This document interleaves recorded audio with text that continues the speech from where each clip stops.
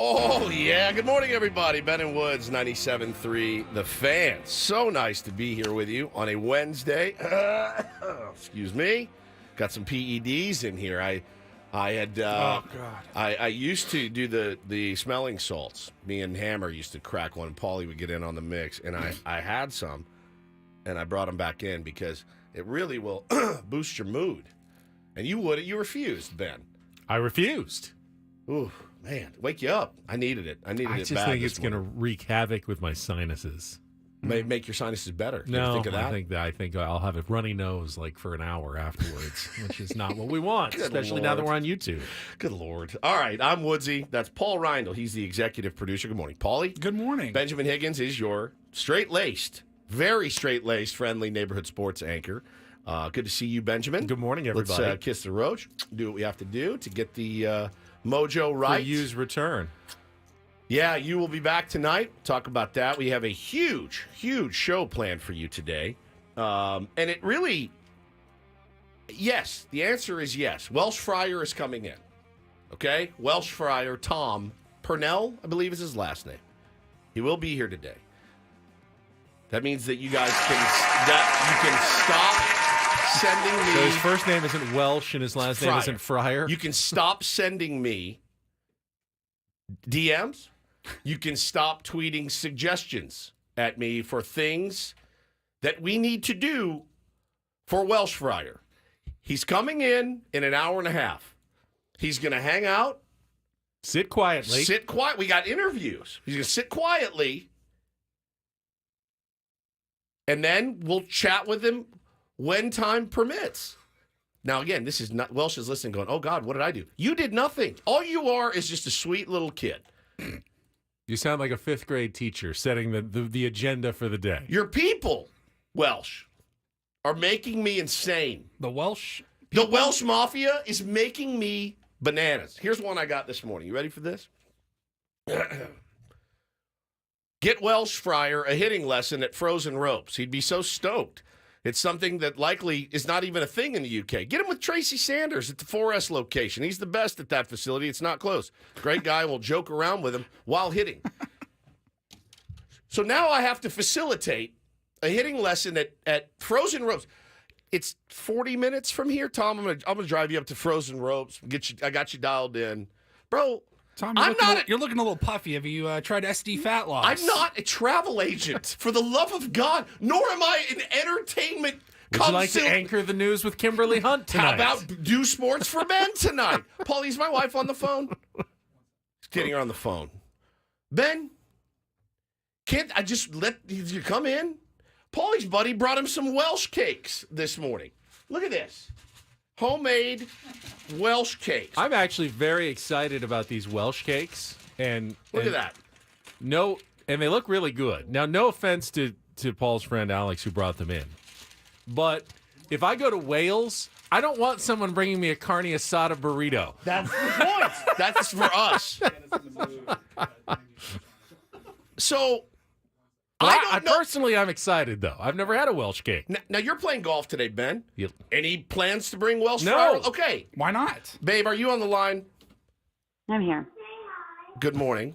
Good morning. I have some bad news for you. Oh, great. You have to have sex with Welsh Fryer today, okay? I'm sorry. He's coming in. He's 18. He's of age. You have to have sex with Welsh Fryer today. So as soon as the show's over, I'm going to bring him home. Yes, I'm going to bring him home. You guys are going to have sex, and then I'll pick him. I'll drive him probably up to 4S Ranch for his hitting lesson. Then Channel 10. Can you patch me through to HR? We don't have HR here. There is no HR. You're talking it's to Adam. All right? I'll text Adam. So Is it extra sweet because this is against the Dodgers? Adam standing in the room. Is it extra sweet because it was with Welsh Fryer? I'll wear my extra sweet shirt. The literal boner repeller, that shirt. I'm sorry about this, but you've heard of prima nocta. This is some version of it. So I'll be bringing him by. I hope you're ready at about 10:45. We have a meeting about 11:15. All right, I'll freshen up. All right, freshen up. We'll see you soon, and get ready. I love you. Give the kids a kiss. you. Tell them their dad is very sorry for what I'm having to put you through this And hey, afternoon. thanks for taking one for the team. Yeah, thanks for taking one for the team. I want this. Not that you already don't. I want but this kid to have the greatest experience of his life in the States. Okay. Oh my God, not the call I thought I'd take this morning. He goes back. Oh, how was summer holiday? He's like, guys, I you're had not sex gonna. with Woodsy's wife. But trust me, he'd be very underwhelmed. Well, it really depends on how many margaritas she's had, and it's a Wednesday, so I don't know. If he takes you to a hotel, he might have more fun. That's absolutely true. Well, all right, well, yeah, we'll get a hotel. I'll pay for it. Yeah, 100%. 100%. All right, well, we'll see you in a few hours. I love you. Give the kids a big hug All and right, kiss for love me. you. All right. I'll try. Okay, All right. bye. So there you go. Got to make sure this kid's visit is absolutely elite. All right?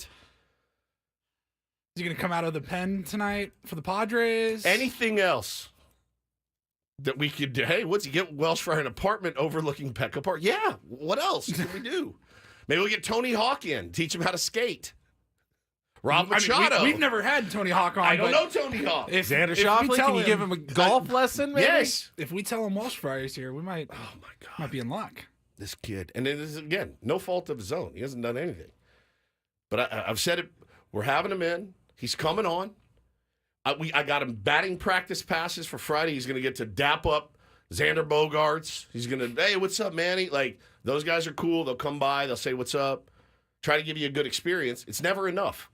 It's never enough. I give you an inch, and you want a mile. You know what I'm saying?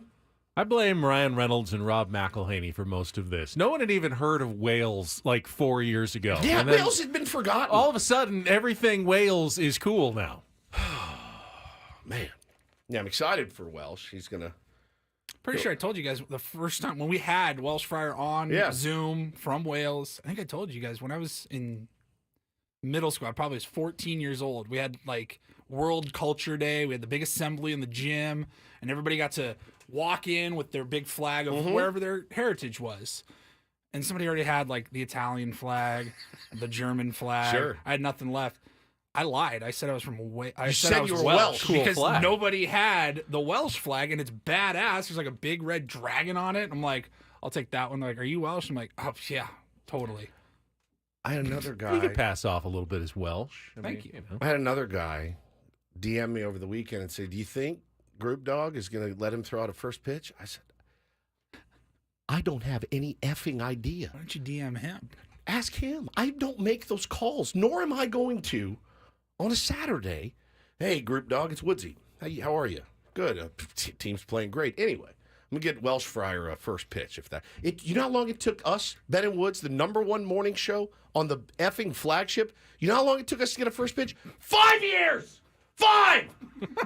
5! Cilio had one. John and Tammy had one. It took us 5 years. 5 to get one. This kid's just cruising. Hey, what can I? Anything Every else? competing radio Drew show. says, give him your Oasis ticket. Absolutely not. Absolutely not. All right. Rant over. Hannah seemed receptive to it at least. It's not a good sign for you. That's really not. Yeah, it's not actually. concerning at all. That was not a very hard sell. No, it wasn't. I thought it would be a little bit like, no, I would never. It's like, all right. She's a team player. Take one for the team. She doesn't like when people ask me for stuff. It stresses You know, her the out. age difference between her and Welsh Fryer It's actually is probably a little- just about the same as the age difference between you and her. How old's he? 18? He's 19. 19. Yeah. And she's 34. For 15 years. We're you 14 got 14, years. yeah. Whew. So Yeah. Right all there. That is absolutely. see how the other half lives for an evening. Janine, relax. It's all right. I'm taking the piss, as they say in the UK. She says it seems like an uncomfortable situation to walk into by no fault. I was. I promise you, I walked right into it this morning with no idea, and it was a very uncomfortable situation.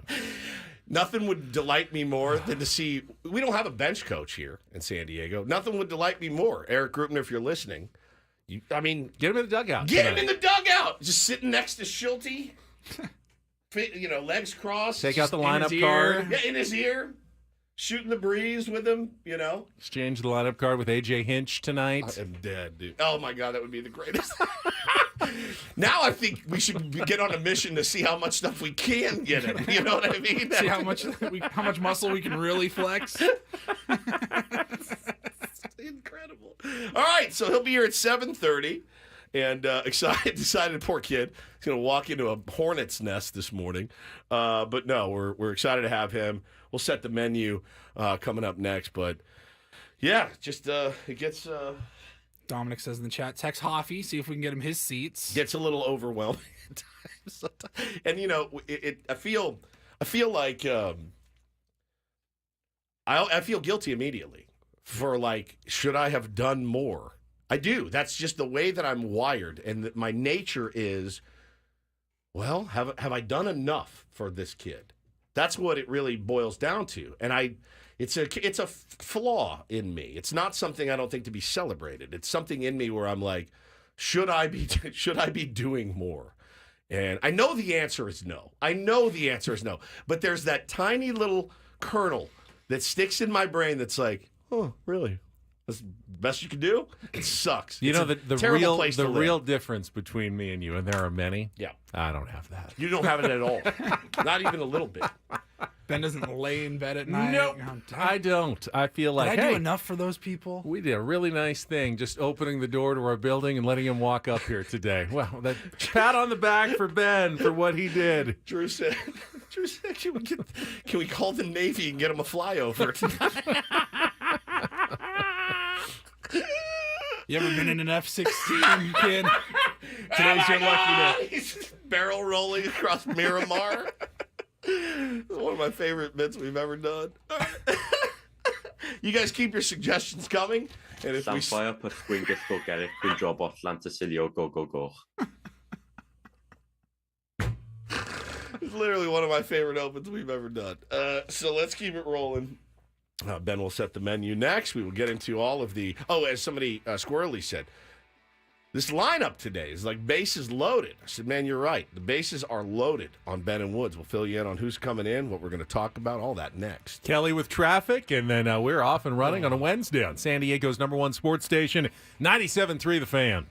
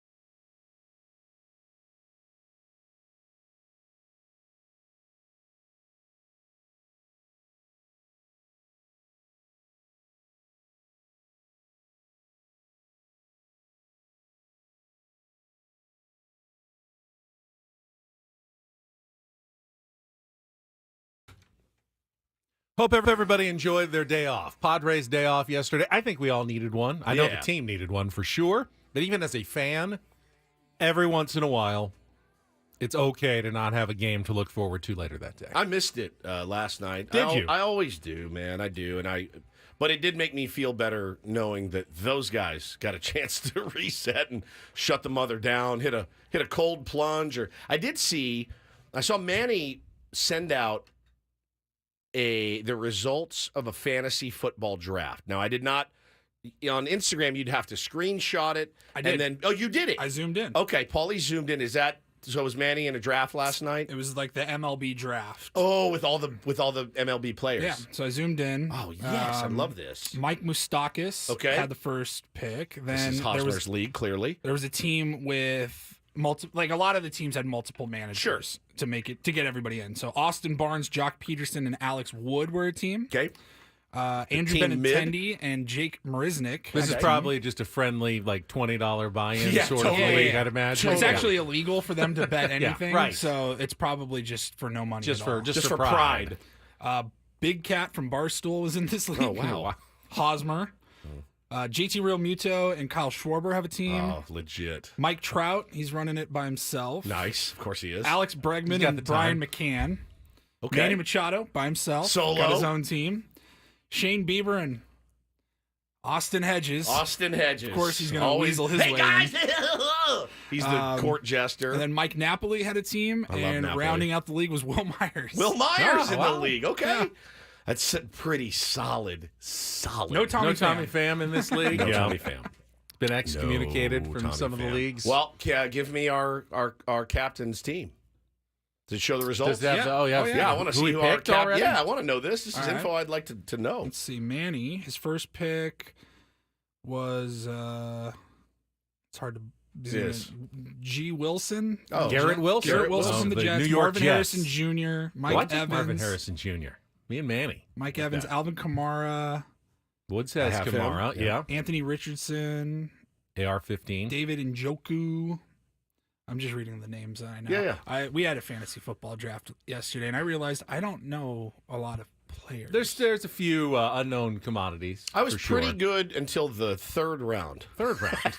He's got the Browns then it defense, got a little dicey. and then Manny's backup quarterback is Matthew Stafford. Okay, very good. Well, I'm rooting for our captain. That's in that league. That's who I'm rooting for. And then after him, I'm rooting for Schwarber and his crew because I like him. Hit 3 home runs last night. Ridiculous game for Kyle Schwarber. That the go-ahead one that he hit.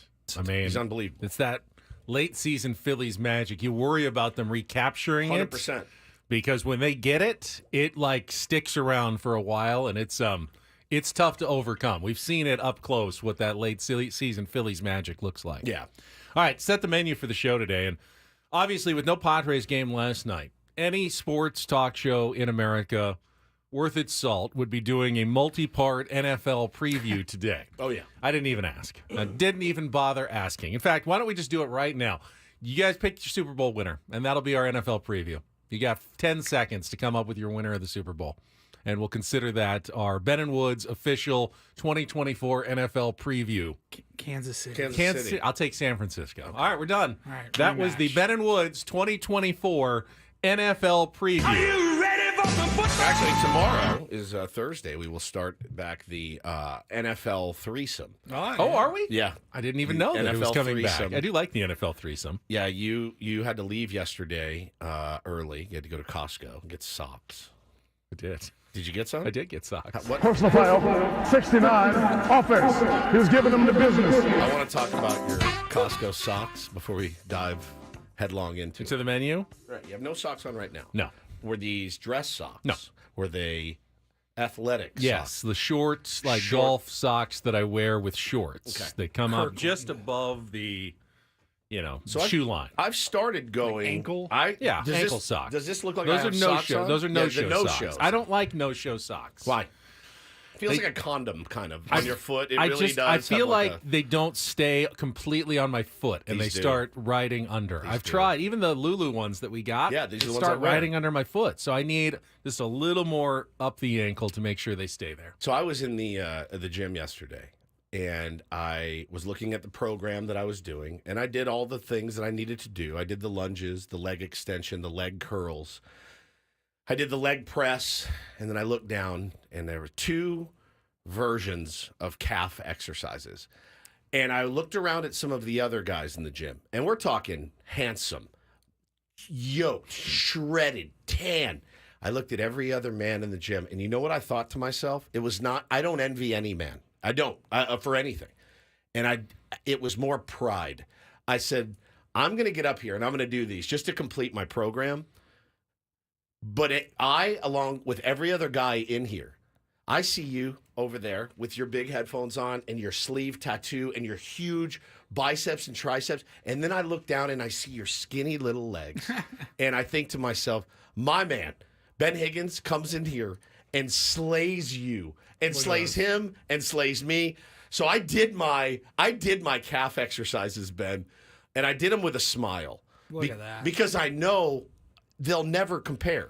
And I know that no dude in there can compete with my guy, Ben Higgins. You've never seen anything like those.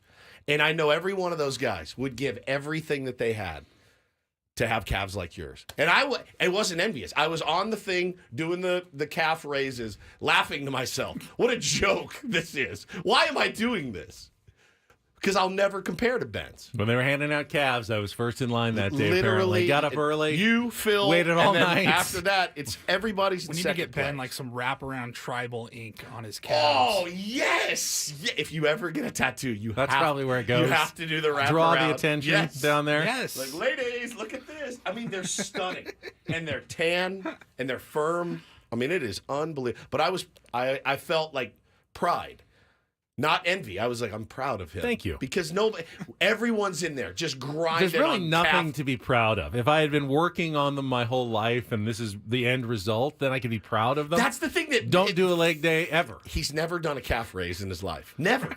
And they're unbelievable. They're bodybuilder calves.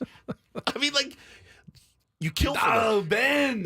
People. How do you get the calves? People.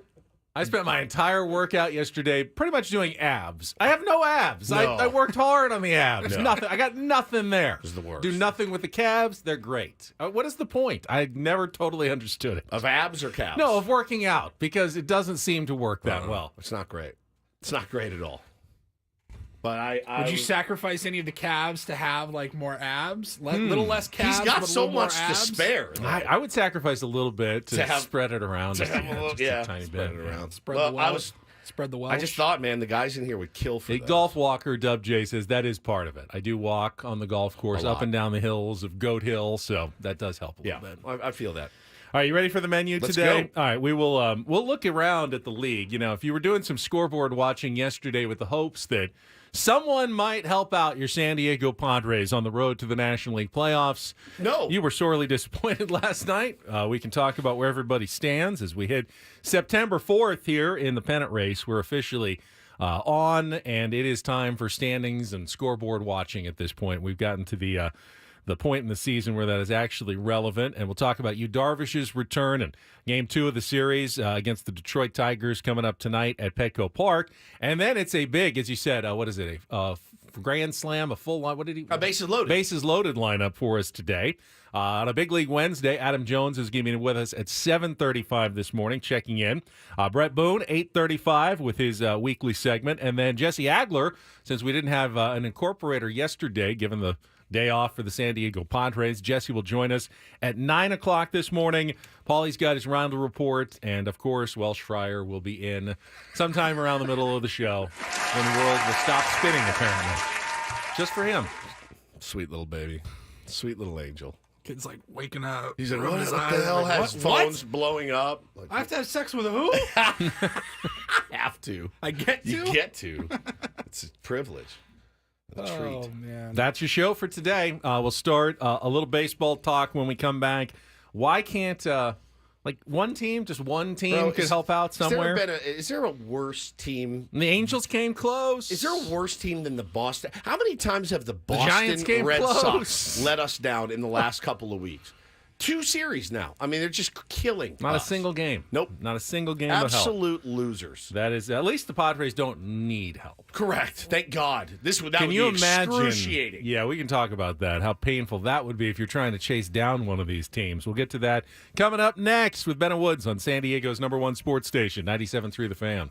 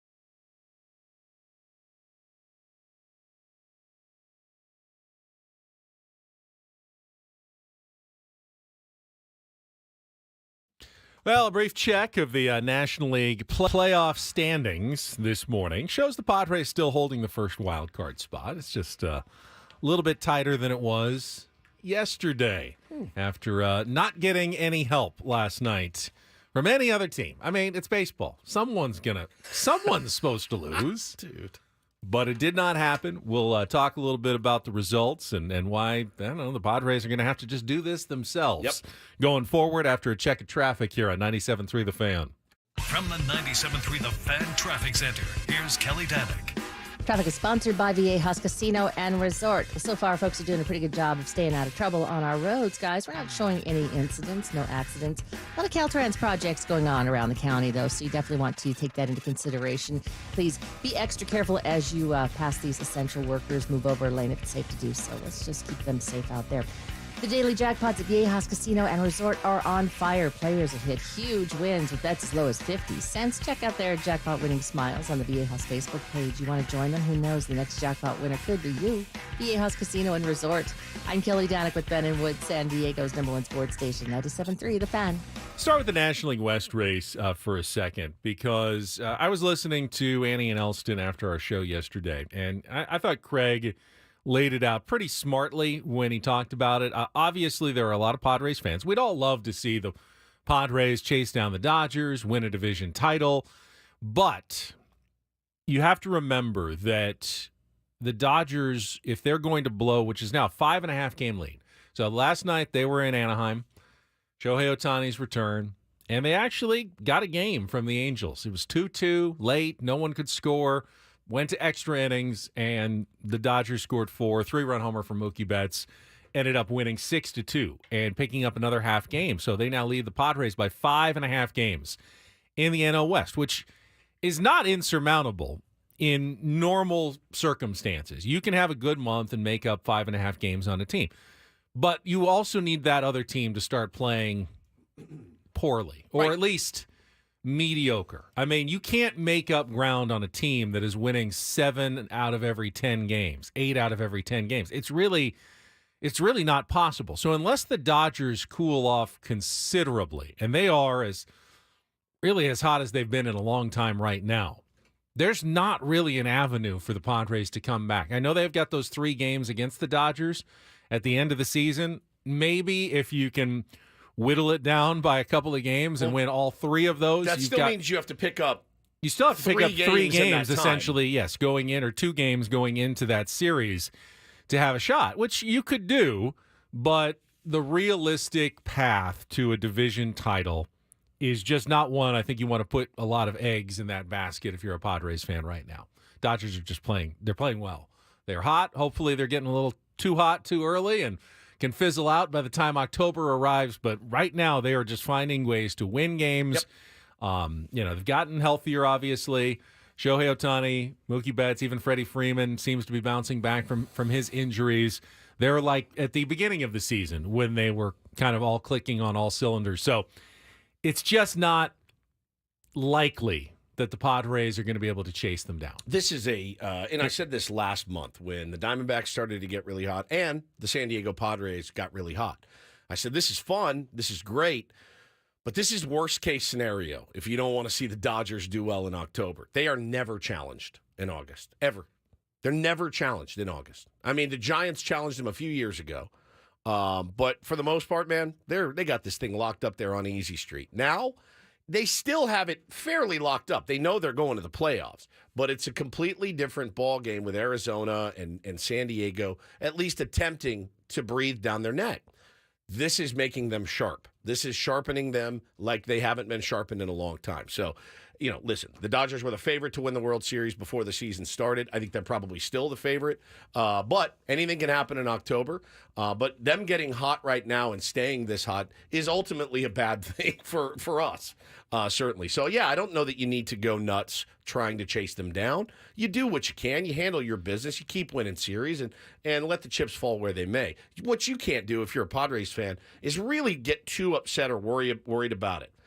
81 wins was the projection for this team, all right? They're going to hit that in the next few days.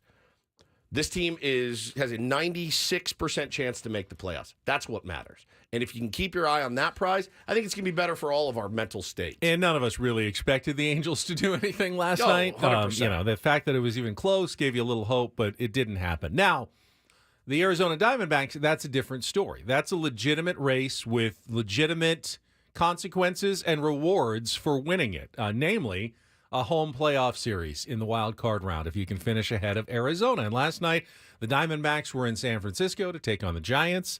Not a great Giants team, but one that, at home, you're hoping can give the Diamondbacks some problems. Well, Diamondbacks have been really hot lately as well. Randall Grichuk hit a pair of home runs.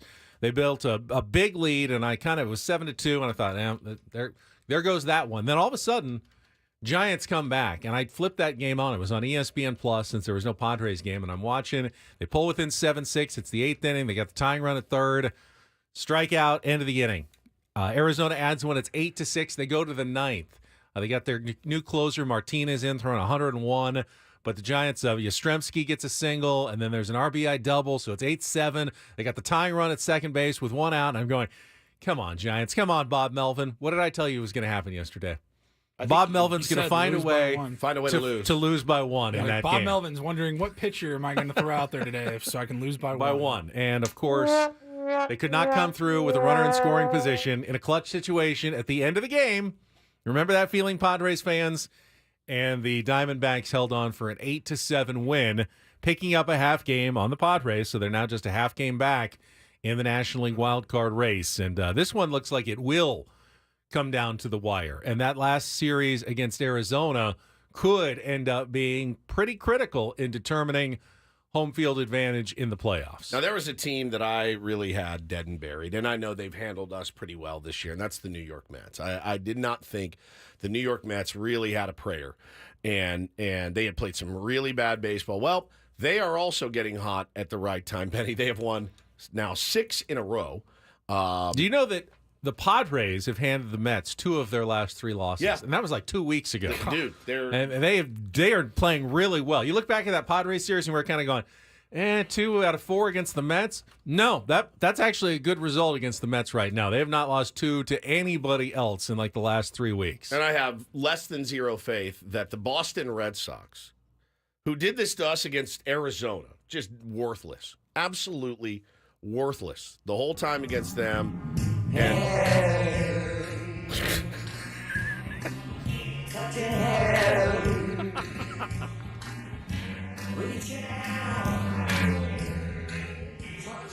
All together now. Cook them on mushrooms. Absolute turd factory in Boston. Worthless. It's not like they have nothing to play for. Exactly. The Royals have lost 7 in a row. Had the Red Sox had a good week, they could be right there in the wild card race, but they're still 4.5 games back because they've lost 4 straight. Yeah, they lost 4 in a row and 7 out of their last 10.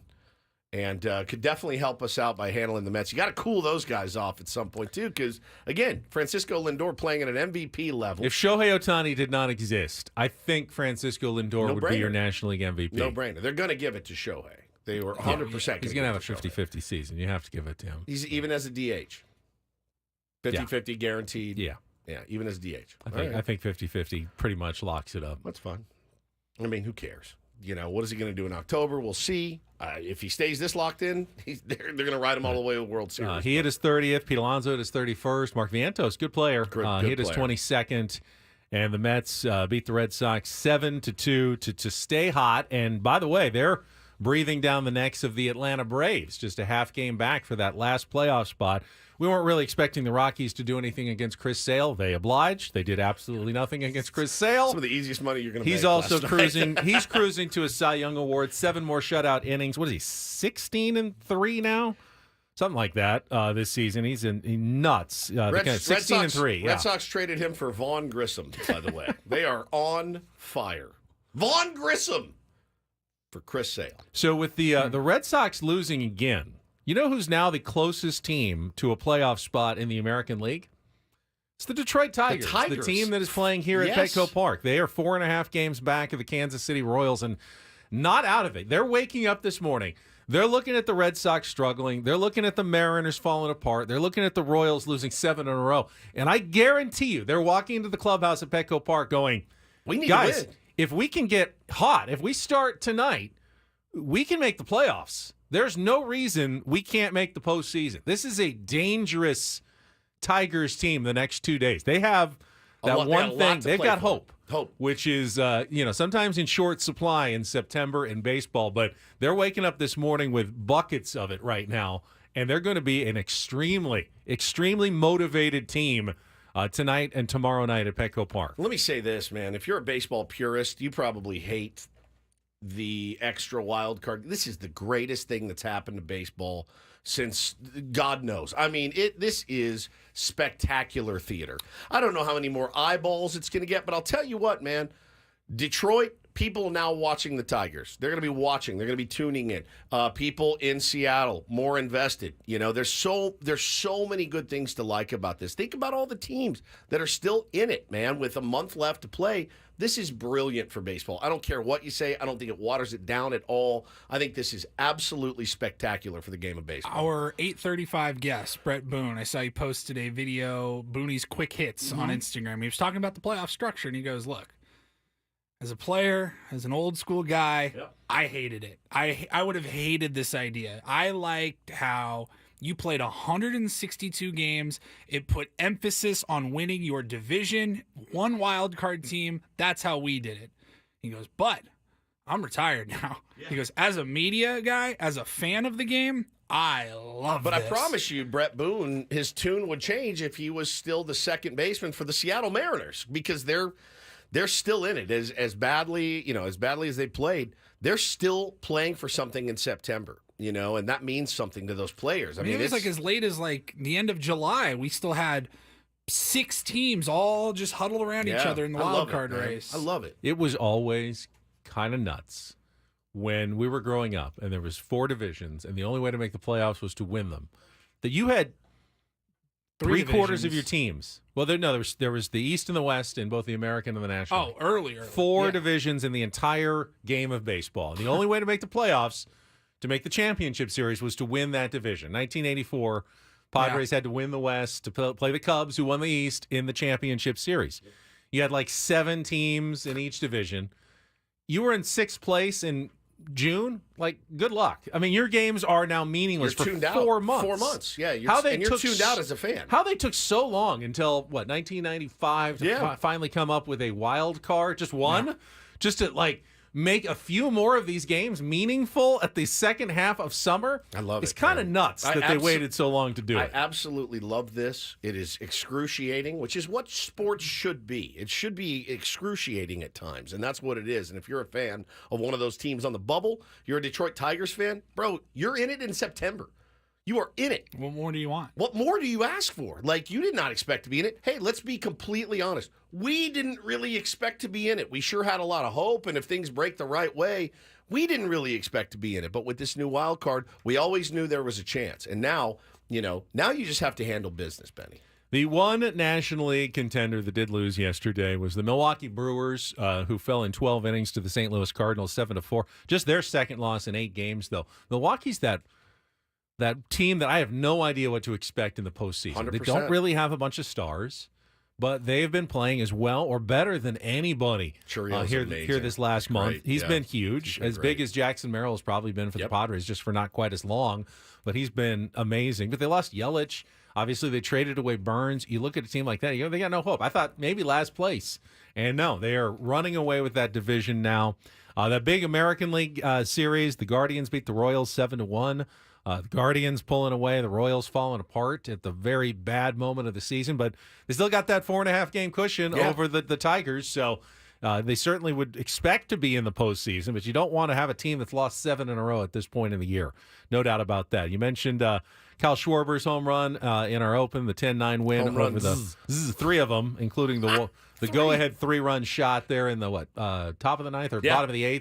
Bottom of the 8th, and they beat the Blue Jays 10-9, and then finally, Pirates-Cubs, Paul Skeens did throw 5 shutout innings. It wasn't overwhelmingly dominant. He had 4 hits, 4 walks, did strike out 6. I don't think he ate too much into Jackson Merrill's lead in the National League Rookie of the Year race, but he did have a decent outing yesterday for the Pirates. Yeah, he did. Pitching once a week and throwing 5 innings is not how you're going to catch Jackson Merrill. They'll make that game will make an appearance in Don't Do This as well. Oh, but will it's it? not Paul Skeens' fault. Okay.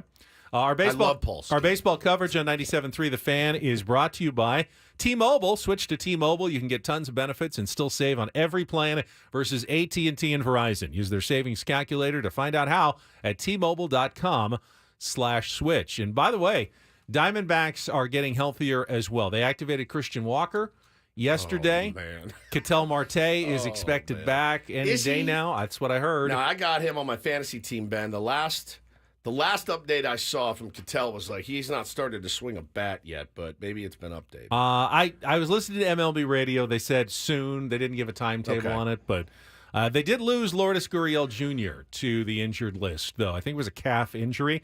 He's been one of their contributors that kind of helped them steady the ship while guys like Walker and Marte have been out. So a little bit healthier, but they also lose kind of a key player going forward. Every injury at this point becomes even more critical because when you get hurt late in the season, you wonder, is that going to affect someone in the postseason? Oh, yeah, he is coming back, Marte.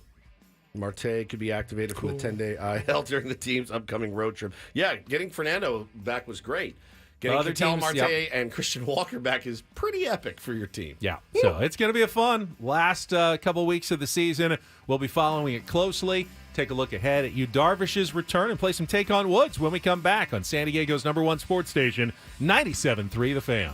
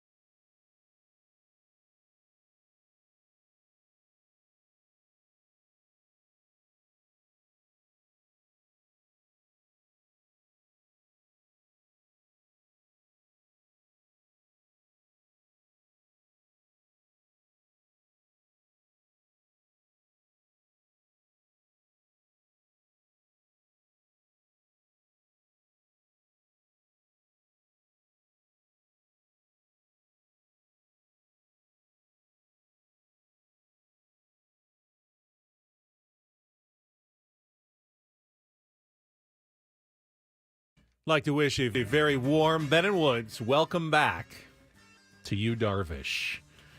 Returning to the mound tonight for your San Diego Padres. Move expected later today to make his first start since the end of May as he returns from the injured list and the restricted list to join the playoff chase.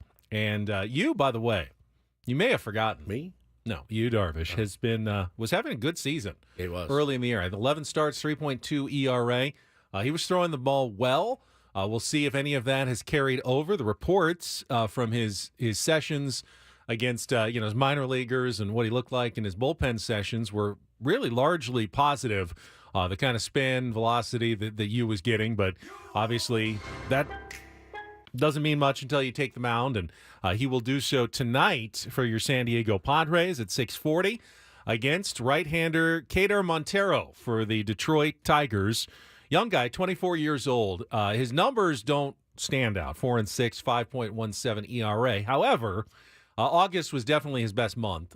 He had a 3.82 ERA in August. 3 of his 4 wins have come in his last 5 starts, so he's definitely been pitching better as of late. I would imagine, though, just looking at the numbers and knowing that you is probably going to be on a bit of a pitch count, 5 innings-ish, going to be kind of a bullpen game. Montero has pretty much been held to in the 80s for his total pitches all season long as a 24-year-old. Looks like they've been pretty conservative with his usage. And the Padres, of course, are good at driving up pitch counts. Yep. So, 85 pitches may only be 4 to 5 innings for a starter when you're going up against the San Diego Padres, which means this game, in all likelihood, will be decided by the bullpens. And with the day off yesterday and what the Padres did at the trade deadline, gives your Padres, I think, a little bit of an advantage in Game 2 of this series. Yeah, I'm sure they're going to be favored, and I'm sure that it will be a fairly heavily favored game tonight. There'll be some unknowns with you's return. Yeah, that's for sure. true. That's true. But again, you have a really fresh bullpen. You can go to a long man if you need it. But it'll be interesting to see how they manage it. And you talk about them driving ESPN up. as the Padres is heavy favorites. Heavy favorites. You talk about them driving up pitch counts. It's funny because they do and they don't. They'll have those games where you look up and Miles Michaelis has 60 pitches through 7, and you're like, what is happening? But they don't K, right? That's the thing is like they don't K. They put the ball in play. They're not striking out a ton. They're not super patient, but I will say they drive up pitch counts pretty good for a team that doesn't strike out and doesn't walk a ton. Yeah, exactly. But you know what they do, and Arise, obviously, I think Profar is really good at this. They spoil pitches well. They spoil a ton of like pitches. 2-strike pitches. Jake does it well. Throw the bat out. Manny can do it even. You know what they'll do? They stand up there. Xander can do it. It's like it's a 1-2 count, and they'll sit there for 4 pitches and go, yeah, it's about an inch off, but I'll just into the crowd. It must be I think it's very frustrating to face the Padres. It's like the worst, man. A team like that just, they don't swing at the pitches they're supposed to, that nasty changeup down and away. And if they do swing at it, they spoil it and they wait for you to make a mistake. Their offensive approach has been great all season long. One of the best, Ben, that I've ever seen. And they've stuck to it. They've really never gone outside the plan. So tonight, if they're swinging early in the counts and they're Randy roll over to short, don't be mad. Don't be upset. This is what's gotten them to where they are right now. They are playing that game, and they're doing it really well. The other thing they'll do is they'll have those innings, Benny, where pitchers kind of cruising, 8, 9, 10. They had a 4-pitch inning last game, and I'm like, was that 4 pitches? I barely blinked.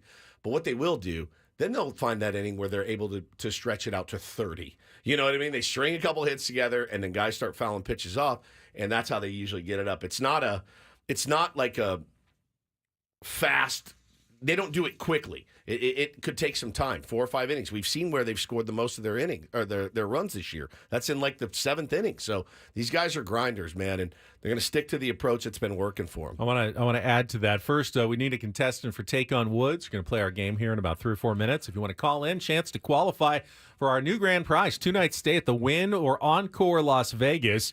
Give us a call now for our musical trivia challenge against Woodsy. Yeah, 833-288-0973, 833-288-0973. Call in and play right now.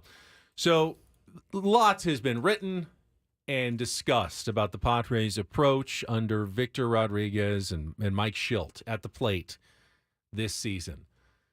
But what has really been impressive is that they stuck with it, even when they weren't necessarily getting the results. Yeah. And I think that, to me, is the biggest difference between the 2024 Padres and the 2023 Padres. Stubbornness. Last year, they I love did it. not have that stubbornness to stick with whatever they were doing. There's no buy-in. There wasn't. There was no buy-in. None whatsoever. And they didn't have buy-in the year before. It's hard. It's easy to create buy-in when you're winning. Yeah. That's easy. It's anyway, hard to do. You and I when- could manage a team that's winning and get them to buy in because doubt. everyone likes winning. Yep. The hardest part of managing and coaching is to get a team to buy in when they're not seeing the results that they want to see. And It's that's the hardest. The first half of the Padres season, they weren't bad, but they certainly weren't like there was no guarantee that things were going to get better. They were muddling around 500. It was okay. But it could have been a time where, hey, why don't we try something different? Yeah. This isn't working. And they didn't do that. They didn't. They really, really stuck to their guns. And you ask any athlete, if they learn, golfers do this all the time. I got to go and I got to rework my entire swing. And, I'm getting results on the range. Oh, I didn't really get them in the tournament. Well, what does the human condition tell you to do? Well, I got to go back to when I was winning tournament. I have to. No, this is the better plan. This is a better swing. Baseball players, hitters do it all. Cal Ripken used to have 4 different stances for 4 different ABs. It worked for him. Most guys, if they believe in the system, if they believe in what they're doing, even if they're not getting the results, you have to stay stubborn. You stick to it. And look, it's worked out in their favor. And the biggest beneficiary of that plan, and whether it was the coaches or just himself, to me has been Jurickson Profile. Yeah.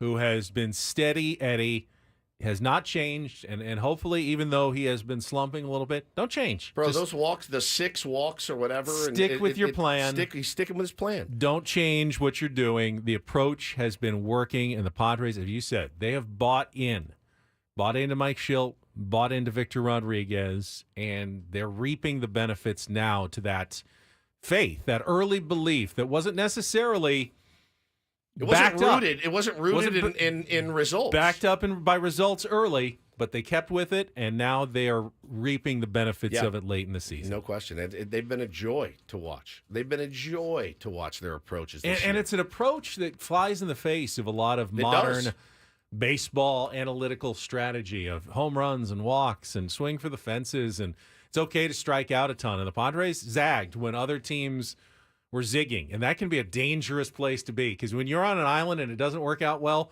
you look stupid. When things don't work well and you're doing something different, you look stupid. And no one likes to look stupid, especially ball players on television every single night, but they risked it. They risked doing something different, and now they're getting the benefits of that. Yeah, no question. No question. It's been crazy to see them stick to it this long, man. And like I said, we don't know how it's going to all shake out, but they've been really committed to what they've been doing this year, been very intentional about it, as Mike Schilt likes to say all the time. It's worked for them. So they got to just keep it rolling. All right, we get some callers on the line. Let's get to it. It is time for today's game of Take on Woods.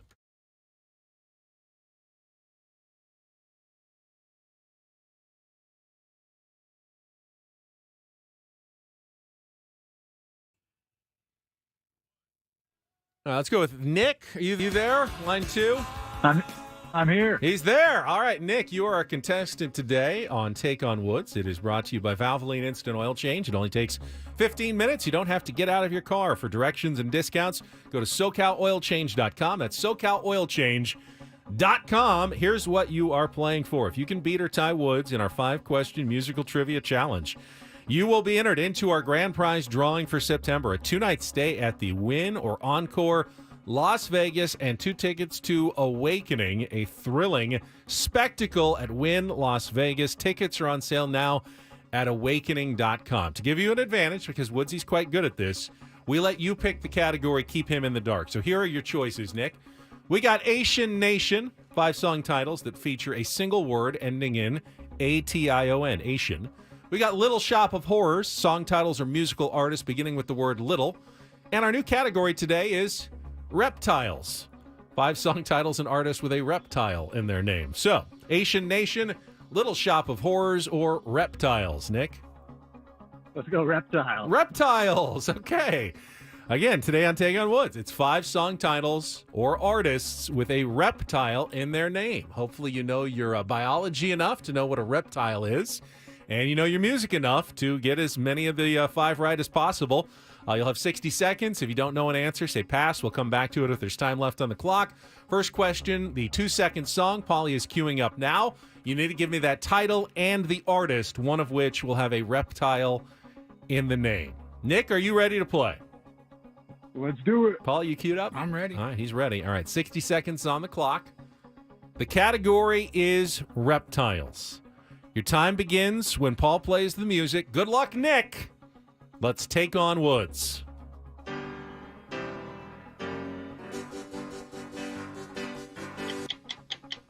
Pass.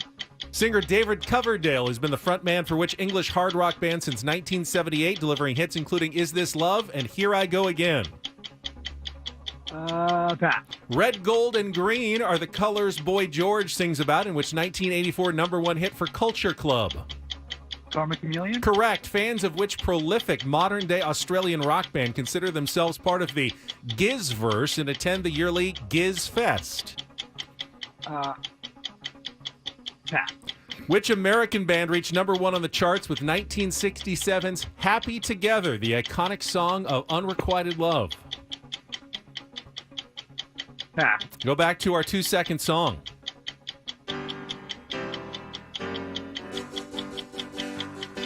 Pass. Singer David Coverdale has been the frontman of which English hard rock band since 1978? Whitesnake. Correct. Red, gold, and green are the colors Boy George sings about. All right, you got 2. You got Whitesnake and you got Karma Chameleon. You did not get our 2-second song. It was Crocodile Rock by Elton John. The Gizverse. Paulie, do you know the Gizverse? I do now. That's King Gizzard and the Lizard Wizard. And then Happy Together is the Turtles. I don't know. I think Woods is going to win this one. Maybe 3-2, maybe 4-2. See how he does. Hang on the line, Nick. You never know. I've been surprised before. See if he can figure out the category. It's always fun. All right, Nick's score is locked in. Woodsy joins us now. No category for him. 60 seconds back on the clock. Woods, your time begins when Paul plays the music. Good luck. Let's take on Nick.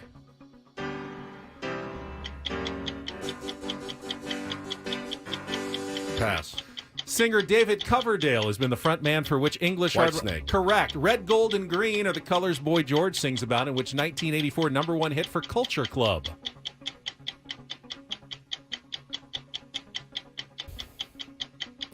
Pass. Fans of which prolific modern-day Australian rock band consider themselves part of the Gizverse and attend the yearly Giz Fest? What?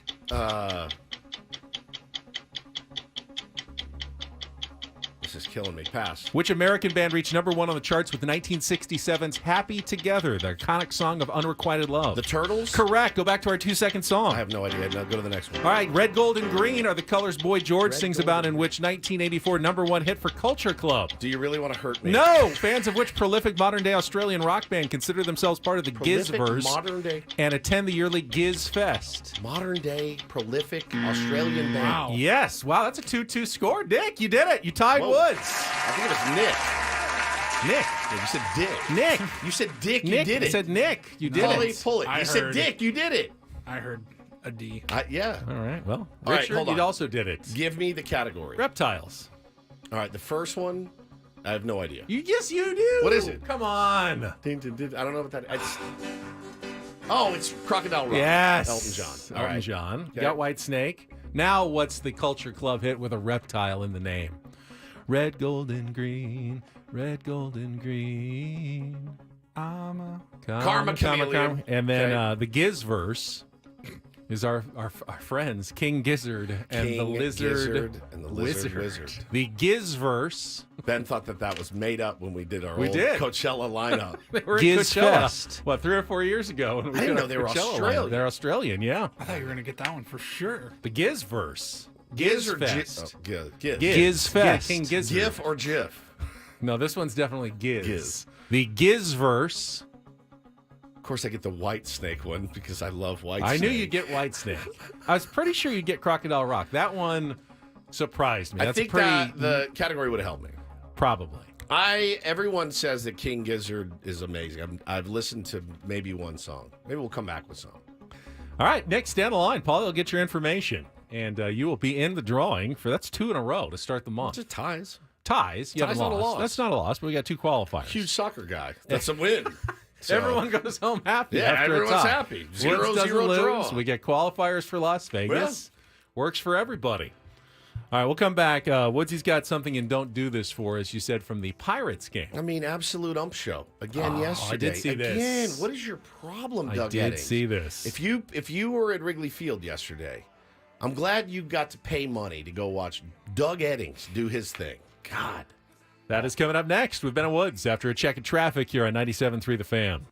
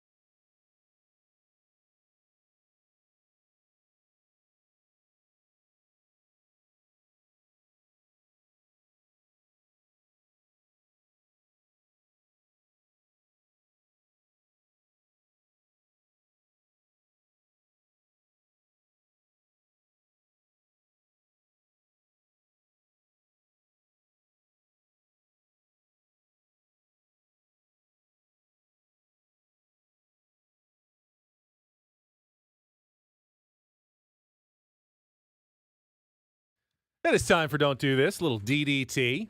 Get to our special guest in studio in just a second. Woodsy, why don't you lead us off? I saw You what lead us happened. off. You want me to lead Yeah. us off? I don't know. Paulie's got to cue mine up. Oh, does he? Yeah. Is he I got ready? it. I got Oh, he's it. got he's it? All ready. right. So this one is just for you, Woods, because I know what a big fan you are of one Eli Manning in particular, and especially his participation in the Manning cast, So which is back. Somebody tagged me in this yesterday. Did you see it? Okay. No. They tagged me in it. I did not hit. So Open. they're back again, third season of Peyton and Eli on their alternate Monday Night Football broadcast. And I think Bill Belichick's going to be part of the show, at least for the first half of the season. The but they're dynamic Bill Belichick. Yes, they're in full promotion mode right now, and they pulled out all the stops to promote the Manning cast this year, coming out with a 10+ minute YouTube video musical yesterday. You're literally combining all of the. I know. If they did it I think they're actually doing this just to annoy you. if they did it while they were also in a parade, that would be the. Well, they're on trifecta. stage. I mean, they got a stage. They have a cast of cameo appearances in this 10-minute Manning cast video. And why don't we just listen to a little bit of it, and your ears can bleed. Oh, God.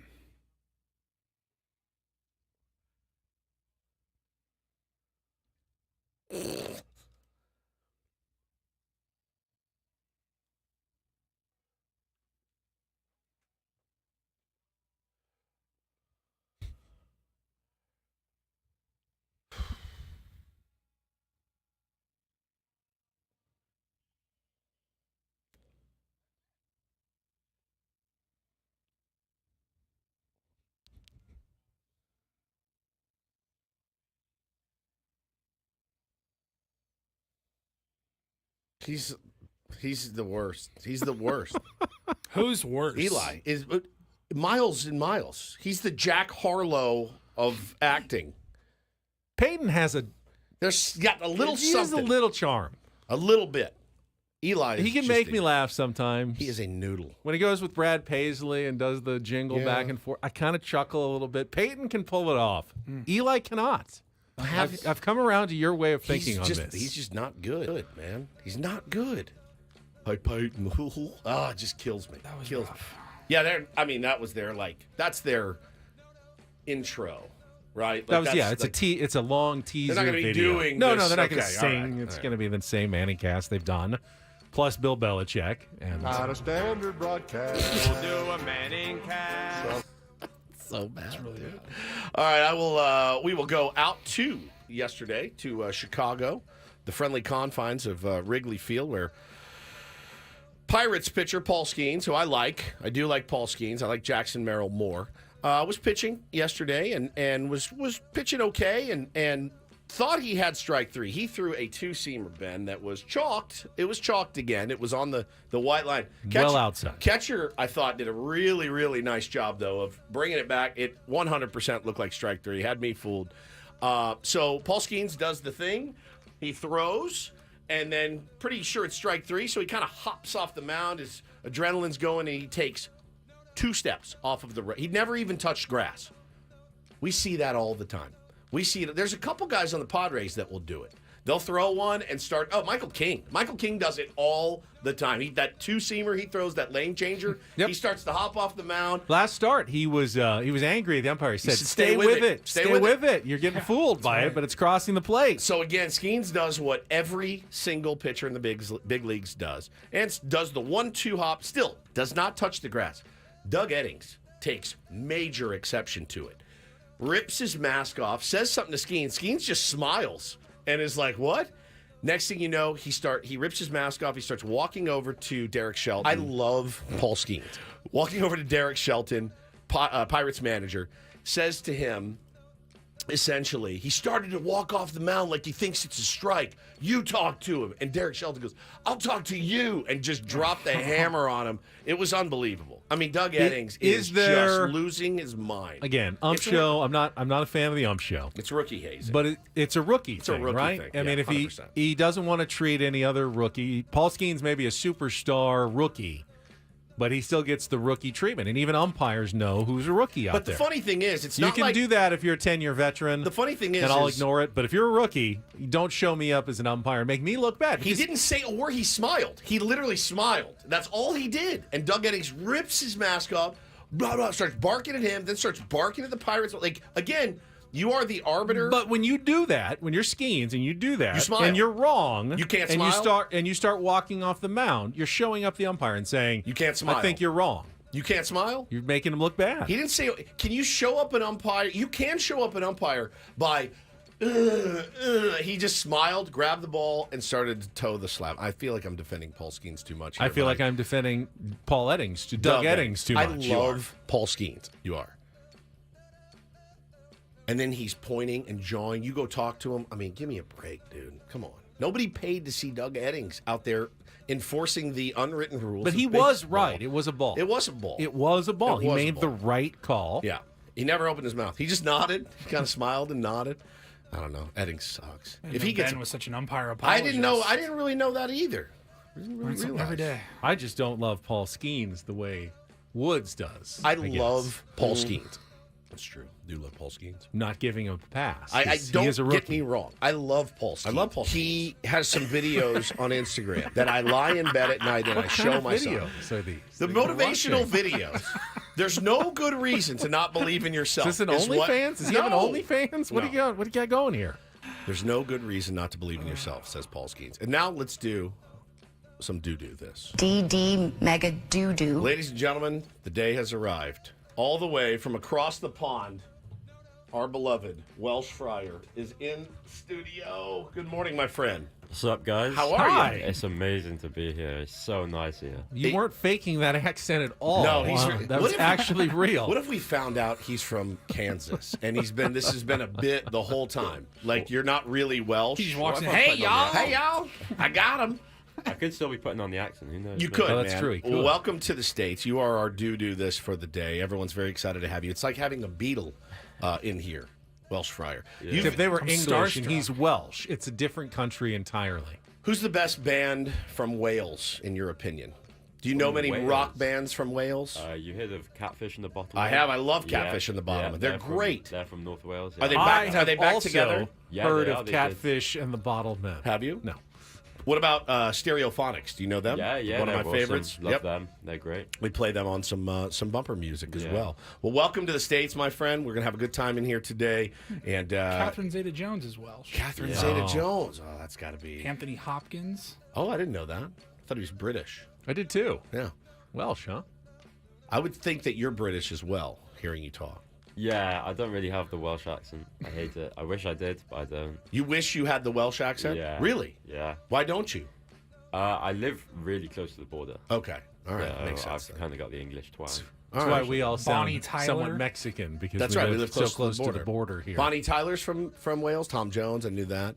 Well, it's good to have you, buddy. Hang out. We got some interviews coming up, and we'll shoot the breeze What with was you in a that bit. Catherine Zeta movie, Jones movie with Sean Connery? Yeah, they were like criminal thieves. When she has to do the under the lasers. Yes. What the hell was a was good one. that? Entrapment? I think that was Yeah, Entrapment. I think that's Yeah, Entrapment. that was a good one. I need to revisit that. And that's Don't and Do Yeah, Do that's This what it for was. a It's a good Wednesday.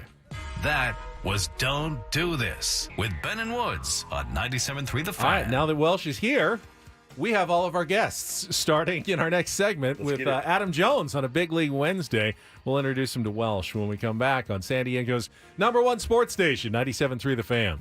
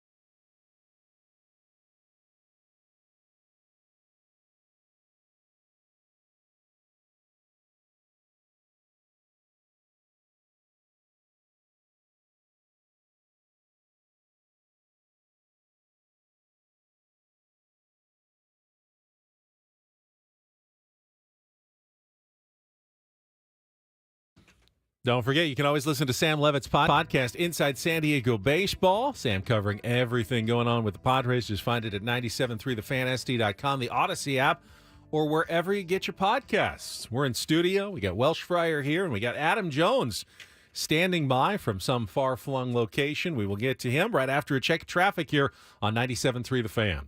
From the 97.3 The Fan Traffic Center, here's Kelly Danick. Traffic is sponsored by Air Max, San Diego's highest-rated heating and air company. Visit them at airmax.com. Got a few problems here, guys. Vehicle fire over the right shoulder, East 905, just past Caliente. Also got this collision on northbound 5 before Main and Division. Motorcycle involved in this one. It's in the center of Vi. Tow truck has rolled up to assist with that. And collision in the North County along eastbound 56. This is right before Carmel Country Road. It's over to the right shoulder. Looking for the best in HVAC? Choose Air Max, San Diego's highest-rated heating and air company with free diagnostics on all repairs and estimates. See why over 1,300 happy customers are giving Air Max 5-star Yelp reviews. See Air Max today at airmax.com. I'm Kelly Danick with Ben & Woods, San Diego's #1 sports.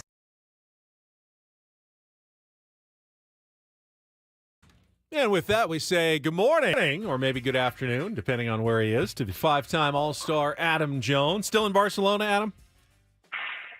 Yes, I am still home in Barcelona. I'm enjoying it. My son started his football training this week, and it is intense, 3 practices a week. I think it's a bit much for an 8-year-old, but what do I know? Wait, you're in Spain. And now, do you mean football or do you mean football? Football. I mean football. Oh, football. Yeah, Okay. football. Okay. Football, yes. 3 practices a week. Monday, Tuesday, and Thursday. But Wednesday today, they were supposed to have a running practice, and it got canceled because it rained all day, so I'm not mad at it. And do you go, as a dad, do you go and watch, arms folded, all of the practices? I go to as many practices as I can. Yeah. So here's the cool part about it. Out here, they have full facilities where, I mean, it's like an actual league and things like that. It's professional or whatever they call it out here. And there's a big, nice, beautiful bar. And all the parents are sitting there having beers or products. And if you don't have one, genius. you look like a loser. That's So amazing. what do you think I did? I partake in these things. And my wife, she's the one over there sitting there, arms folded, and I'm mingling with the Spanish, having a good time, enjoying it. Can you imagine if, like, at every Pop Warner, every Little League game, they just had a bar right there for the parents while they're waiting around to practice? Well, They'd most make of a fortune. Most of the parents are already drunk. They all bring booze in their big tumblers. That's true, too. And drinking wine. And trust me, I coach. I see it all the time. But, like, I'll tell you this. Americans couldn't handle it. I'll tell you that right now. Go to a baseball game. course. I mean, Americans could not handle a bar. They're not going to go and have 2 beers. They already beat up umpires out at Little League fields. I can't even imagine what it would be like. I'm not disagreeing with you, but you've Definitely. seen English soccer fans get out of control. It's not only an American thing. Yeah, bro, but that's professionals. This is talking. We're talking Little League. He's 8 years old. They had a bar out there. It ain't gonna work. They're gonna beat the crap out of a referee or something, man. When will you be back in the States, my friend?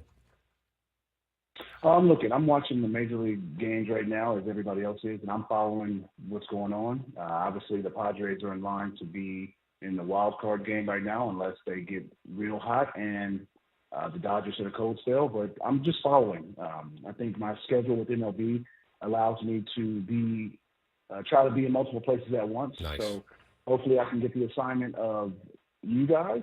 But at the same time, the Orioles, who are in first place currently right now, they're either going to be in first place or playing in the wild card. So I'm following them also. So it's just a matter of who, when, what, why, where. But I'm going to be somewhere in the States probably towards October.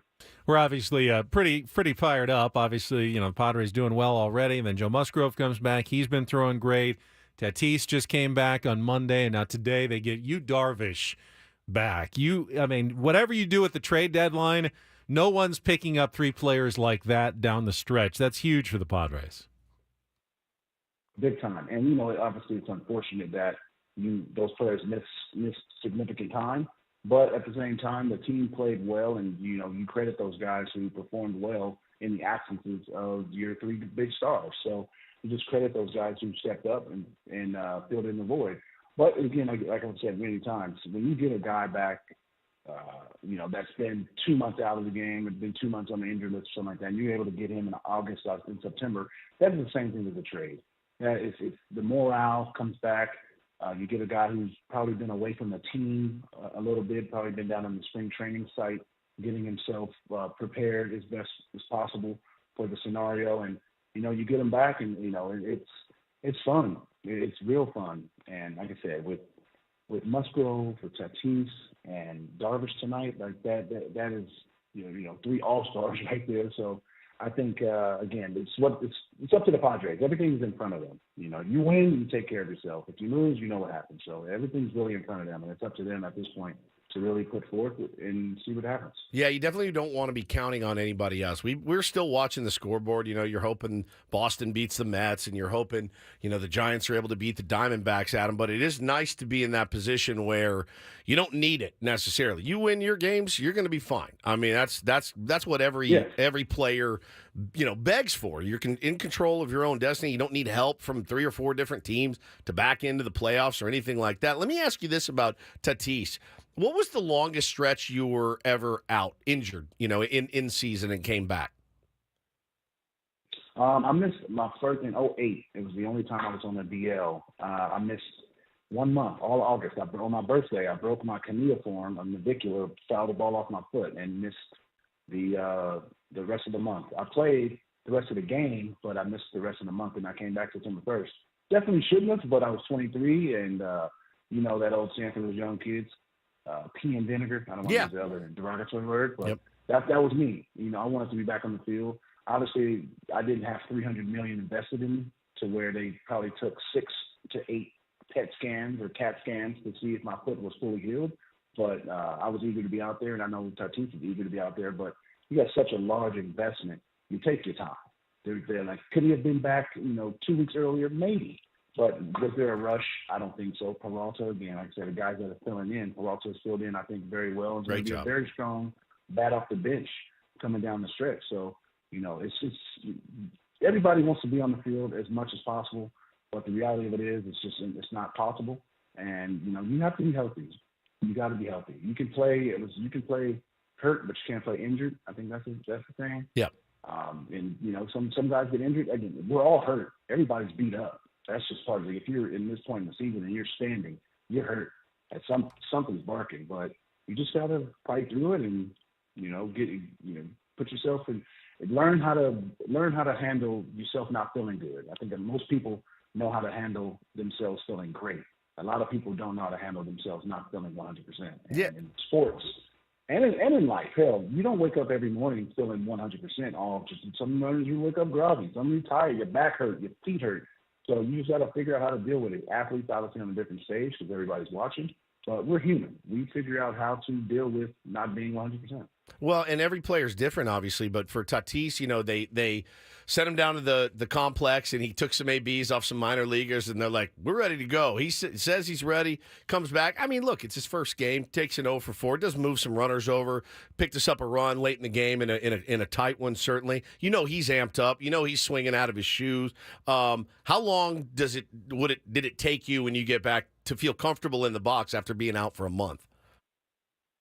Well, it was so long ago. Honestly, it was my first month, so I really didn't. I was 23. I'm eager to get back into the box. I'm batting, eighth. I'm batting eighth, ninth when I was with the Orioles back then. I'm not a focal point in the lineup. So the pressure on me, and especially in 2008 when we lost probably 95 games, it's definitely it wasn't a focal point. So I think my situation is definitely different.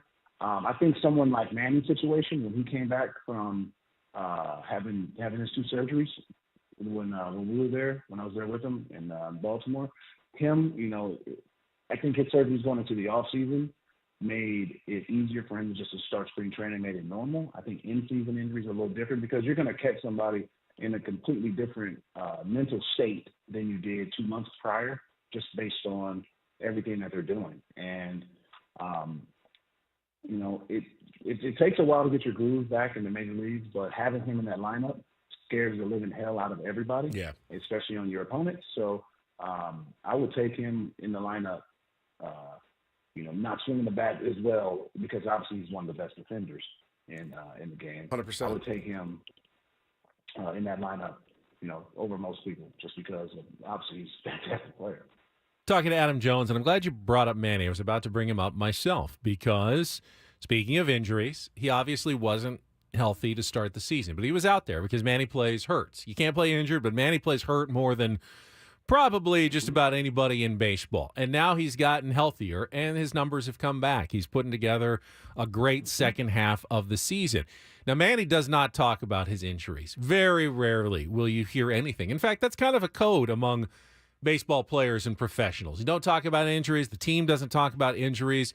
But my question is, Adam, is that doing a disservice to everybody not to be more upfront about it? Going, I mean, you had people going, is Manny washed the first half of the season? Is this it? Have they given him this contract and he's not coming back? He quit. But obviously he just wasn't himself. He was trying to get out there, or as soon as he could to help the team. And now that he's gotten healthy, he's Manny again. But no one says anything about this because there's this big code. We don't talk about injuries. How do you feel about that as a professional athlete? He learned correctly. You don't talk about it. Hey, Belichick it, man. I don't need to tell y'all all everything that's going on with me. You don't need to know. The fans on this, unfortunately, it's like you guys don't need to know everything. You don't. You don't. You pay for the price of admission, therefore you're paying for the lineup. You're not paying for the behind the scenes information. You do have to understand that. You're not. The only people that are paying for that, nobody. The owner. The owner. I think the owner. The owner. Yeah. Well, the owner, obviously, he knows everything. Yep. I mean, honestly, he's paying for everything. But it's like, I don't know. Fans, I think they believe they are entitled to know everything that's going on. I'm not privy to that because we, as a society, don't know everything about everybody's job. I think it's, in the industry, when they do an injury report, it is sent out. Everybody knows it, especially in the industry. But what you want the fans to be able to see or know that this guy got ice and stem before the game today? Right. Or does it matter that he played? Or since he got ice and stem, you're going to have a perception that since he struggled today, maybe he didn't, maybe he was sore. Or if he's hot and he's been dealing with a bad back, but you don't know that. Like, there's guys right now that are swinging it. I bet Aaron Judge probably doesn't feel 100%. Now, he looks like he feels 100%. But just being an athlete, you can't feel 100%. Something's barking on him. But I've never been a believer that the fans are entitled to all the information inside that clubhouse. That's why it's a clubhouse. Well, I agree with you. I'm just wondering, is it sometimes a disservice to the players when they're so secretive and all of a sudden we find out a year later, Manning's numbers were down that year. Well, we never told anybody. We was playing through this and Broken this and back, that and then the whole year long. That's every single sport. But I always say, great players deal with it. The great players always be great. Manny knows how to play hurt. He knows how to look at it. If this is barking on me, I got to do this. If this is barking, I got to do this. And especially being a veteran, and when you're a veteran and you have comfort, this is also a part of it. When you have comfort to having a contract, you're allowed to not have to take batting practice every day. You're allowed to just play the game, and sort of speak. Like, you don't have to every single day go out there and take fly balls and do the work, I should say, because it's already been ingrained. Like, if Manny's arm is hurting, he's not going to be out there throwing. Now, he might go out there and take some ground balls just to get the feel, just to be out there to be loose, but he'll save his bullets for the game. And again, that's just how it works. You cope with what's going on. And again, I know fans want to know. You see the guy dealing with this and that, and is he struggling? Why is he struggling? And is his shoulder? Is his neck? And unfortunately, it's a country club, and the price of admission is very, very difficult. Not even expensive. It's just difficult. Adam, thank you very much. What's your fantasy football situation? One team, multiple teams? What are you doing? So we got a team. I got two teams right now, and I just hope that, again, everybody stays healthy. The season starts on Thursday with the Ravens versus the Chiefs. And I got friends in all the sports, as I tell them all the time, that it's just, hopefully you guys will stay healthy and have the best years you possibly can. Obviously, everybody wants their fantasy team to win and all this. I'm most excited for January or December, whenever people have to pay up and they have to do those weird things, like serve somebody in a barista outfit or things like that. So Oh, we don't hopefully actually. everybody stays healthy and has fun. Our league, we don't have the announced punishment yet, do we? No, and I haven't don't. seen I don't it want to yet. do any bits. Not really. Hey. Adam, thank you very Hey. much. Have a good week. Cart girl. Cart girl, yeah, Alrighty, that Andrew. bit. Everything's tired. Hey, if right I get now. out to the golf course at least, That's fine. That's That's not fair. the worst See you, thing in the world. Thank you, so. bro. Appreciate you. Adam Jones, 5-time All-Star, joining us each and every week on a Big League Wednesday. Of course, we'll also have Brett Boone going to join us coming up in our 8 o'clock hour at 8:30, and then at 9 o'clock this morning. Stay tuned. Jesse Agler, a special Wednesday appearance after he had the day off yesterday with the Padres. I'll have the Incorporator and Jesse joining us at 9 o'clock today as the Padres get ready to continue their series against the Detroit Tigers at 6:40 tonight. Saw a fantasy football punishment. It was you can pick the bar, but you have to post up in a bar for I think it was 8 hours, minimum of 6 drinks, and you have to just spend your day there, and you're gonna get. How's that hammered. punishment? I mean, Sitting at a bar having cocktails sounds. Watching sports sounds amazing. sounds that the kind of dream? lonely and expensive. You just have to go by yourself. Oh yeah, you got to just post up for 8 It's hours. a dream, dude. That's an absolute. Oh no, I would stop setting my lineup, babe. I lost. Well, what's the punishment? You're never gonna believe this. I got to go down to the Leucadian, and I got to sit there for 8 hours and have drinks. Can you pick me up? Watch sports. Dave, No she one looks, bothering she me? looks at my account. I haven't set a lineup in weeks. I'm 0-12, 0-16. Are you sure that's not first prize? That's literally first prize. Good Lord. That sounds amazing. All right, we'll come back. Second half of Ben and Oh. Woods on the way. I got one-upped by the Padres CEO. Oh, you did? Got me again. Next on the Fan. Unbelievable.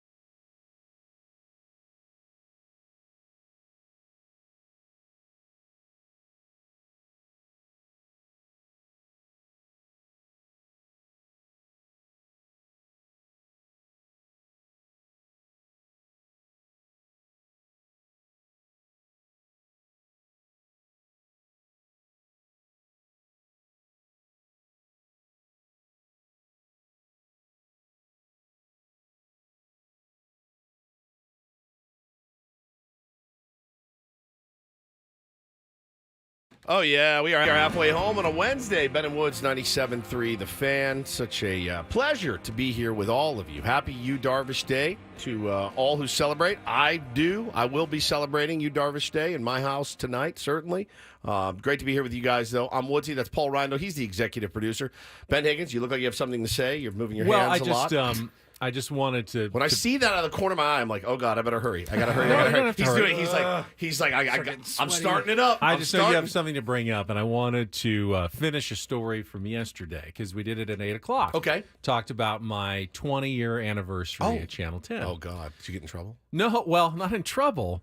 Remember, we talked about it yesterday, and I mentioned it's coming up next week. Next week. Well, our news director, my boss, called me in a panic. Yesterday afternoon and go, did we miss your 20-year anniversary? Someone said you were talking about it on the radio. And I go, no. You haven't missed it. It's next week. You're good. She said, well, okay. I thought maybe we had missed it, and I didn't want you to think that we had missed your 20-year anniversary. I go, Sarah, don't worry about it. We're fine. You don't need to do anything for me. I just mentioned that it was coming up. I saw it on the screen at Channel 10 that it was my 20-year anniversary month, but technically, it's September 12th. And she said, I looked it up. It's September 12th. And I go, yeah, I know. You didn't miss it. You're good.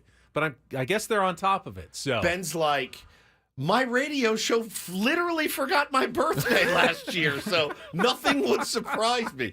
Still, November 3rd of last year goes down as one of the worst days of my life. It's one of the lowest moments. And I've picked up cigarettes off the sidewalk. You realize, you know what I mean? It was like the best birthday present you could have given me is giving me something to lord over you. That's true. That's true. Forever. So you already have the perfect present. You already have the calves. Oh, remember that time you forgot my birthday, Woods? I've got that forever. I swear to God, it's the best present. I swear to God, people thought it was a joke. It was a bit. And on my children's lives, we had no idea. And I will never forget him looking at us going, well, coming up next, this is kind of awkward, but I guess I need to address something. We went and to I'm break. like, what is he talking about? Ben was, SD fat loss live commercial or something, and I go, come over here. And I go, is it his effing birthday today? And we just went, oh my God. On the lives of my children. I walked into work that day with no idea that it was my beloved radio soulmate. Like 8:30. It was at 8. It was like right at the reset. 8. Yeah, and I just went, I can't believe it. I was legitimately. It was one of the worst. It was one of the lowest moments of my life. Brother, I was waiting November for 2 hours for the shoe to drop. Right? Like, some stripper to they're walk in or waiting something to just surprise me with something over the top that's going to embarrass me. And then after half the show was done, I was going, maybe it's not actually coming. Yeah, better ask. J.H. Woods confirmed terrible friend. I mean, I felt so bad. That's 96 to the ribs, and I'll wear that. How do you forget your radio soulmate's birthday? Just a tough look. But November 3rd is on a Sunday this year, so that Friday. Yeah. Just get ready, Benny. Yeah, it's on. Birthday month. Hopefully, we're still November hungover 1st. from a World Series parade. You're not allergic to like baby oil or honey or anything, are you? Sounds both slippery and sticky at the same time. It's fantastic. Just want to get a couple things. Any allergies I need to be aware of? Shellfish or anything? No, I'm good. All right. I'm good. Okay. Because you're going to have a good day. You're going to have a really good day. Wanted to, once again, let everybody know our pal Tom, a.k.a. Welsh Fryer, is in studio this morning. Tom, welcome again to San Diego and the States. Oh, the Welsh national anthem. Do you guys have to stand for your national anthems? Yeah. You do? Okay. Only if there's a flag present, right? Okay. Is that just American? All right, get right up on the mic. Karate chop away. There you go. So how's it going? How's your trip? Yeah, it's been amazing. Yesterday was crazy. It's beautiful here. I went to LA. It's disgusting there. Yeah. But yeah, I'm loving every moment of it. Now you're 18 years old. Yeah. A babe in the woods. Yeah. You can't do anything. You can buy cigarettes. You can. I think you can. Can you? Yeah, you can buy cigarettes. Yeah. Lottery tickets. Go ahead. Lottery tickets. Play all the lottery you want. Yeah. Here. Scratchers. Cool. You can Powerball. Yeah. All of it. Yeah, all of it. You can do everything that you want there. You can join our military if you you could. want. I Fight think. for our country. What about? Is it 18 or 21? Probably I think that's 21. All right. Sorry. Can't rent a car. Can't rent a car. That's 25. You're many years away. Many years away from that. Now you're a single man. Yeah. Any American ladies catch your fancy? I don't know. Maybe not. Oh, don't be coy. This is not the place to be coy. You been to the beach? Yeah, I have. Black's Only- Beach is only really briefly. nice. You'll Hey, like go to Black's Black's Beach Beach today. Go to Black's Beach. It's really great. Right, Also- Ben? Not really. That's like the No. ninth green at midnight Torrey trick. Pines. Yeah. Do that. It's beautiful. It's there. an all-nude beach. Go during the and day. When it's there's not- lots of But in visibility. Europe, that's where all the beaches are like topless beaches. I don't right? know that they are in Wales. Are they I don't know not? that you'd want to see a bunch of Welsh people nude on their beaches. Do you guys right? have nude beaches? I haven't heard of one or seen one yet. Okay. So, It's too cold to even like undress. I think Yeah, in that's Wales for true. most of the That's time. true. So What's the weather like in Wales right now? terrible. Terrible, It's miserable. probably not too bad at the moment. It could be raining. I don't know. I haven't 64, checked. cloudy, very high. that's Yeah. that's the middle of summer. Yeah. It's just dull. We've had a bad summer. It's boring. Is it boring there? Yeah, that's why I want to live out here. So you do have an interest in moving out here. Yeah, 100%. Yeah. What would you like to do? Something in sports. Like Sure. I'm doing sports journalism for college now, just going into it. So I want to hopefully use that to move over here and do something over here. And what's your favorite sport? Baseball? Yeah, baseball. 100%. By far. Yeah. And we talked to you like a year ago or something, the first time we ever met you, and we thought, man, this is nuts, because this guy will get up at like 3 o'clock in the morning and do Ben and Woods live streams with us. He obviously watches the games over there, which is just an insane schedule. You can't do it when you're in your 40s or in your 30s even. You got a few more years left. You need to be here for your health to be able to watch the sport that you love. Yeah, it's crazy. I've been up, 3, 4, 5, especially during big moments as well. Musgrove's no-hitter, that was at 5 o'clock in the morning. Good God. Yeah, just look, it's 4 p.m., 4:08 p.m. Okay. right now, and So we're it's- still 10 hours away from first pitch. Over there. Like Or here, yeah. first here, pitch here, yes. so yeah, so whatever the math. Well, I'm glad 2 you're in the here. morning? I do need to put the CEO of the San Diego Padres on blast a little bit this morning. Sorry, Eric, if you're listening. Oh, boy. But so I, I've told you guys earlier in the show. I got an email. Do you know this? I got an email from your dad Yeah. about he 3 said. months ago. And I get this email in my Ben and Woods account, and I look at it, and I said, oh, my God, Welsh Fryer's dad just reached out. Huge power dad move. He writes me, he goes, anything that you could do to enhance his experience, I would really appreciate it. And I said, you know It's what? very sweet. And I said, you know what? I'll do that. So I reached out to my people. I wish my dad did that. Paul, you don't wish have your a dad did anything at all. She just emailed me. Stay out of the conversation. You don't know what you're talking Paulie, about. can you imagine getting an email from your own dad? No, I can't. It's wild. So, you best. I hate when you do this to me, man. I love doing it to you. I hate I it love so it. much.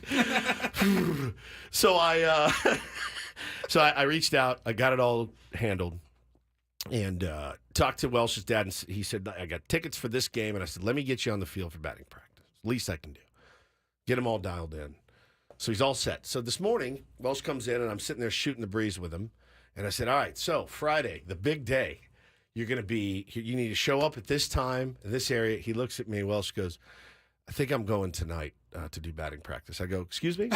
He said, yeah, Padres CEO Eric Greupner and I spoke yesterday, and I'm going to be down doing batting practice tonight. So Eric Greupner shows up with his perfect beard, his houndstooth jacket, his perfectly coiffed hair, comes right in and takes me and just right behind the knees, just undercuts me.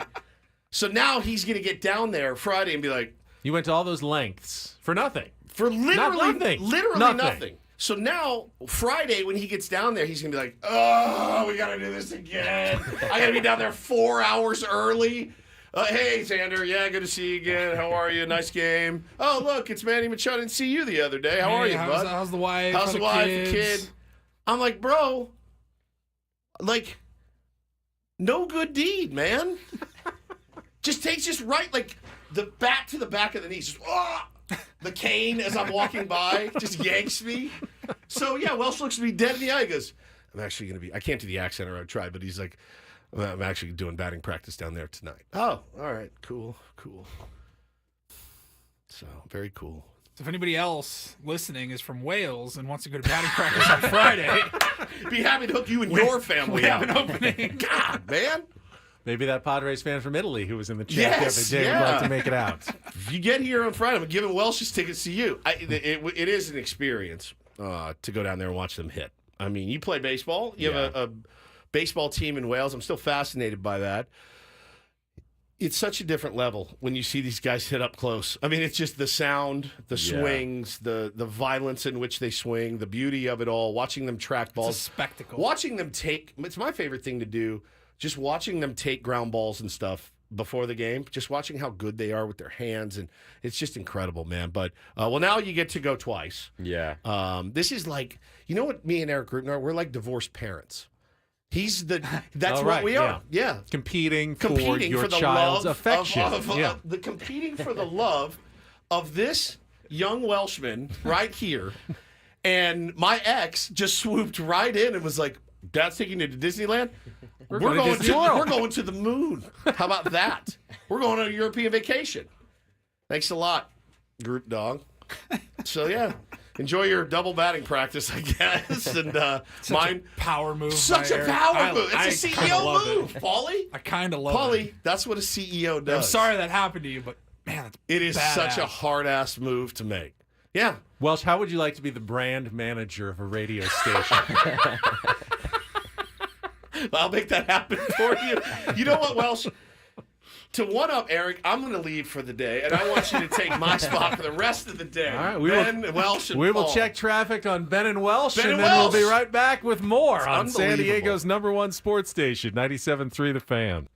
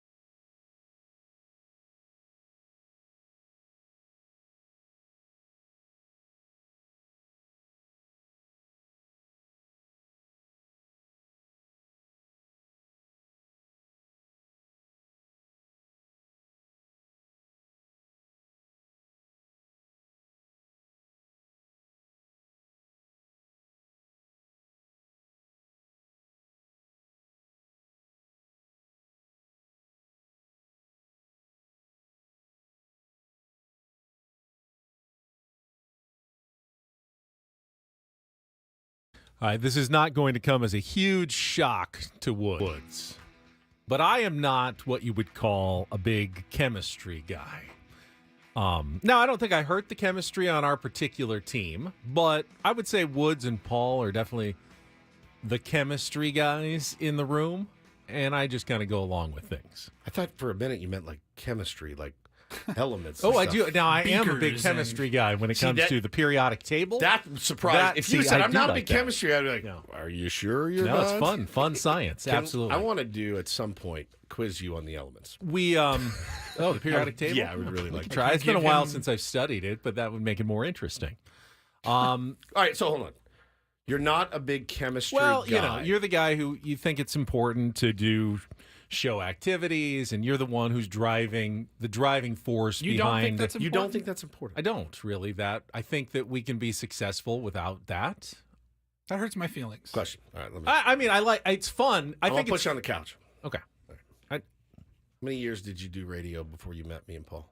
Many years, How successful were you? not that successful. Okay, there you go. Asked and answered. But Okay. here's my point. I think it's fun. I like you guys a lot, but I think we'd have a good show no matter what. We came in here. You're good at what you do. You have a good attitude when you come in. Most of the time. I think I come in with a good attitude. Great attitude. And I think that's what makes the show successful. I bring this up because Kevin Azie wrote in the UT today about the Padres chemistry and how it's changed from last year. And if you talk to people in the clubhouse, they say it's pretty much night and day. Yeah. Not that last year was necessarily a disastrously bad clubhouse where everyone hated each other, but there was no love. There was no that feeling you get when you're all pulling on the same rope. Sure. And it's completely different this year. But the guys who have bought in are mostly the guys who were here last year. Yeah, Joe, you, Tatis, Manny, Bogarts. The core people are the ones who have to buy in. They were all here last year. Mm-hmm. Obviously, Jurickson has helped. Jackson Merrill has helped. He wrote about that. But it is amazing how one season and another season, for whatever reason, they've been able to do such a 180 when it comes to the chemistry on this baseball team. Yeah, I didn't believe in it for a long time either. I really didn't. Until you start to see it work and you start to see it, you start to flourish, having that chemistry. It's not something you can really force. But you try to, and I think the Padres tried to early last season. Remember the piñatas? I mean, that fizzled like a wet firecracker. See, now you hate man. forced chemistry. I hate forced chemistry. I mean, it's hard. Those guys spend 9 months out of the year in really close quarters. Their lockers, while they're bigger than yours in high school, they're still pretty small. And the guy that's sitting next to you is as close as Welsh Fryer is to me. And you're looking at his ass every day, and he's on his phone, and it can drive you nuts if you think about it. Oh, and then guess what? You got to get on a bus. Oh, and then guess what? You got to get on a plane. And there's one guy that's wearing you out, but you kind of got to wear. I mean, it's a Can't get away from you can't them. really get away Yeah. from. It's a lot. It's a Do lot. MLB players get their own hotel rooms? Yes. Yes. Yeah. They Now all they- have now their own they do, room. yeah. Yeah. They all have their own. I would room. have assumed so. Yeah. But I know for a while they all still roomed with each other. Randy Jones told us about their spread in spring training when he was a player. And it was a cup of soup. It was they would go work out. I think it was in Yuma. And they would go, it'd be, it's a little bit cooler. Chunky soup. So they would go out and run, and then they'd throw, and then they'd do a sim game, and then they would come into the cafeteria, and it would be a styrofoam cup of soup, and they would eat it, and then they go back to work. He comes, he's like, "What the hell is it? Got 9 flavors of Gatorade. We had chunky, one cup of soup." It was like liquid soup was their meal. That's it. And like a loaf of bread, you take a couple slices. These are big leaguers in the 70s, man. So, just a nightmare. But I think, you spend that much time with each other. You bring in the right people. And I think a guy like David Peralta, I think a guy like Luis Arias, and I think a guy like Jackson Merrill, you put those 3 in the mix. David Peralta, his first day here, I'll never forget. Him walking through the dugout, and you would think, like, hey, man, first day on a new team, I'm just going to keep my head down, kind of fall in line. He was in the dugout, beating his chest, beating everybody up. I was like, he and Arise are the now two we're talking. like social butterflies of Now the team. we're and talking, man. Every locker say hi to everybody as they come in. But again, you can't do this without the buy-in of the star long-term signed players like Manny Machado, Sure. Jay Cronenworth, Fernando Tatis Jr., Joe Musgrove, Yu Darvish. They were all here last year. Mm-hmm. They all, whatever it was, they got together with Profar. Mike Schilt. Yeah, but you had to change it, and it has changed. It's changed completely. And just like when we talked about the buy-in on the approach, sticking with it even when things weren't totally working, and they were 5 games under 500, and they were struggling in the first half of the season, never ruined the chemistry on this team. Last year, it feels like the chemistry was always hanging by a thread. They could never get any momentum going.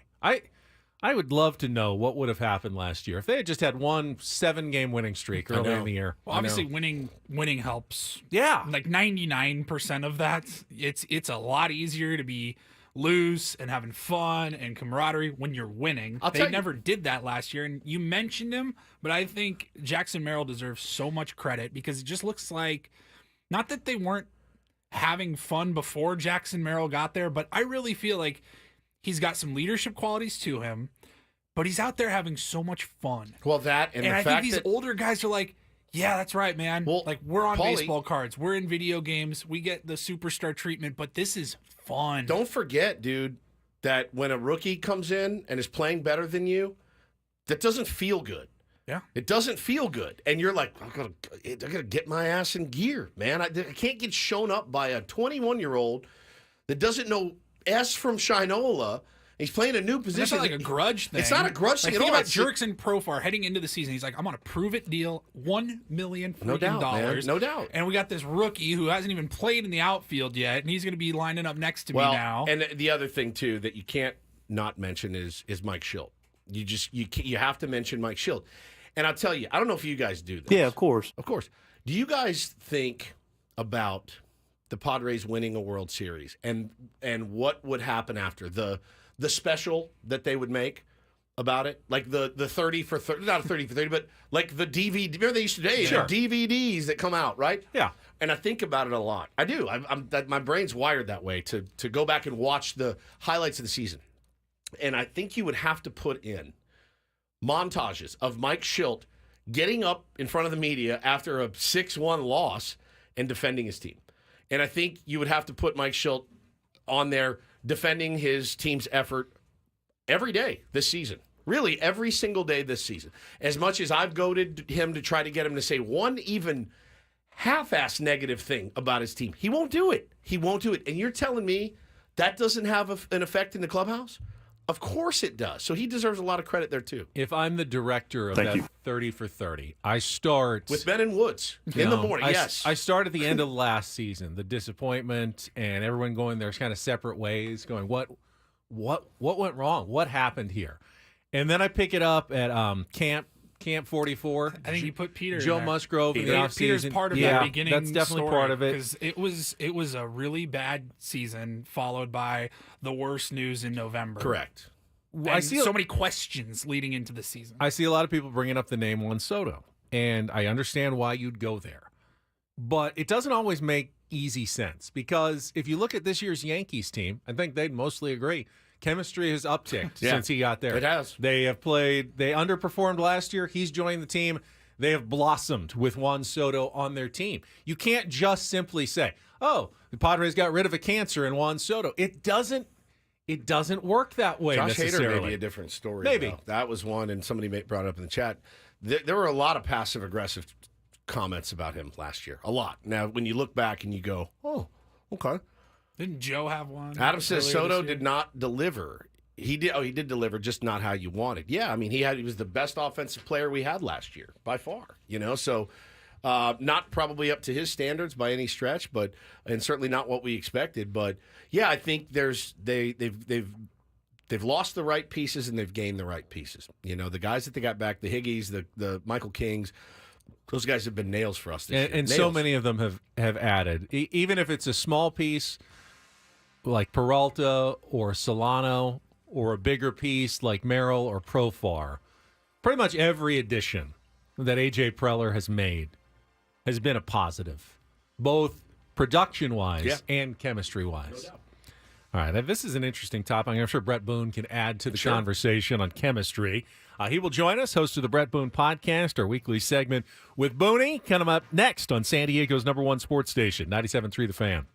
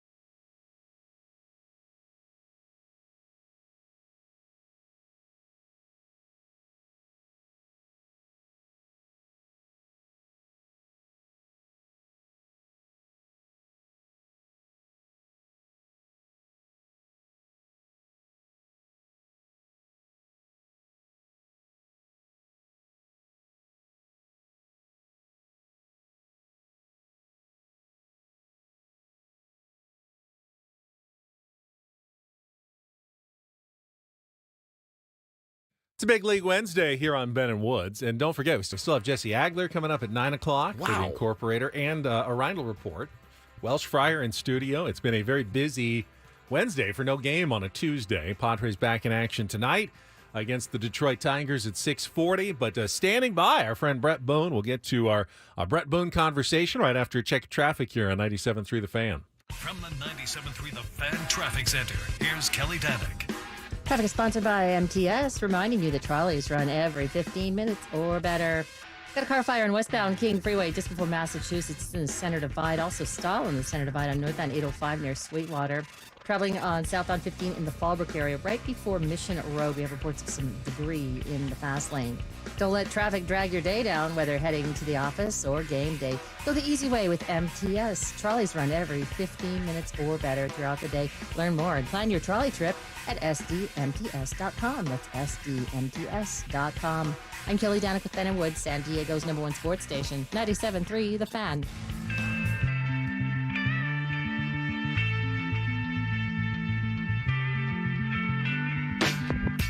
And we're joined right now by Odyssey MLB insider Brett Boone. Insider calls are presented by Grainger. Told you I've been getting a lot of Instagram ads for Grainger lately. With supplies and solutions for every industry, Grainger has the right product for you. Call clickgrainger.com or just stop by. Brett, host of the Brett Boone podcast, featuring the notable names from MLB and around sports every week. Good morning, Brett.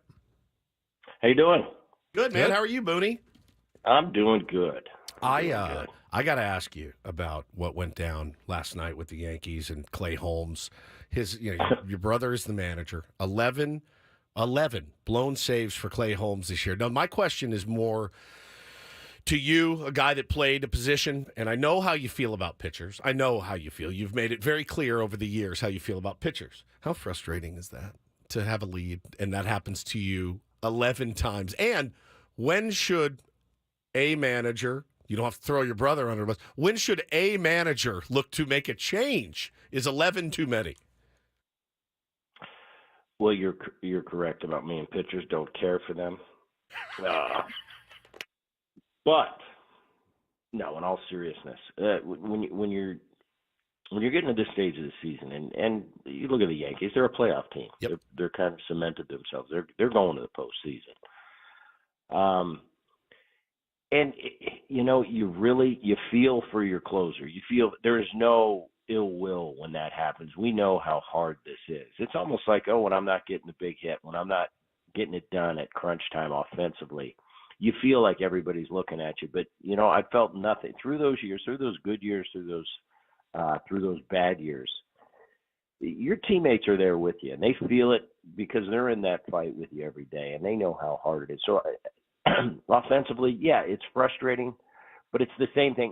Here's an example. I've had years where it seems like one of our starters, every time he pitches, we just don't give him any run support. Oh, yeah. Nobody feels worse than the offensive players. And then all of a sudden it becomes a mental thing. And as the season goes on, it's like, we got to get some hits. We got to we got to score some runs for our guy today. And it seems to get worse and worse. It's the worst. The Clay Holmes. And I was thinking about this yesterday with the DJ LeMahieu, who's been a big part of that organization for a long time. He's got 2 batting titles to his credit. Guys like that, when you are a playoff team, when you're going to the playoffs, has been top, one of the best records in baseball all year.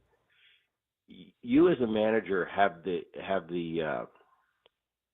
luxury of giving these guys a long leash. You sit there, and probably in New York right now, what's DJ LeMahieu doing? What's Holmes doing closing? Definitely. You have that luxury because Holmes has got you. Watch Holmes pitch. I watch him pitch now as a hitter. I don't want to grab a bat. Yeah. He's got nasty stuff. And that, and he's been a successful closer.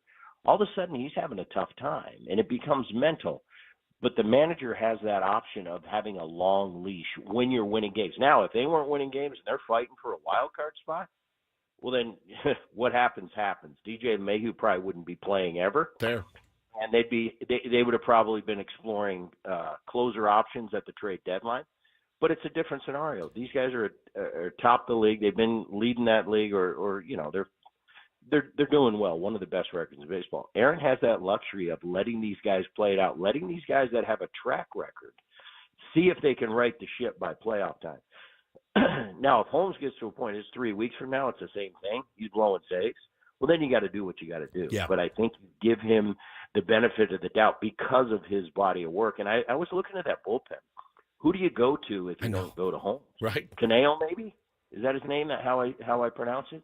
He's got the stuff to do it. Oh, Canely? But is he ready to? Yeah. Yeah, Canely. Or is he ready to step into that spot?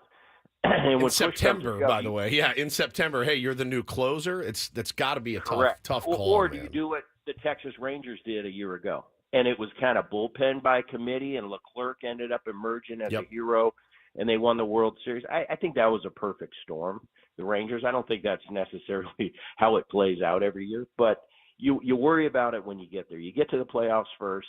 You hope he rights the ship and gets his stuff. But I know as a player, when it's been going on this long, believe me, it's becoming a real mental thing for Holmes because it's not a matter of how good his stuff is. His stuff is spectacular. Well, we saw the Diamondbacks made the change at closer fairly recently from Sewald to Justin Martinez. The results have been really good for them. But I think if I was ever a major league manager, which I won't be, but the one thing that would keep me up the most is knowing when to stick with a guy who's slumping, whether it's a batter or a pitcher, knowing baseball's hard and you got to be patient because you can't just be yanking guys from the lineup after every 0 for 4 or every time they give up 3 runs in an inning, but also not waiting too long and going, at some point I do have to pull the trigger and make a change, send a guy down, change my lineup.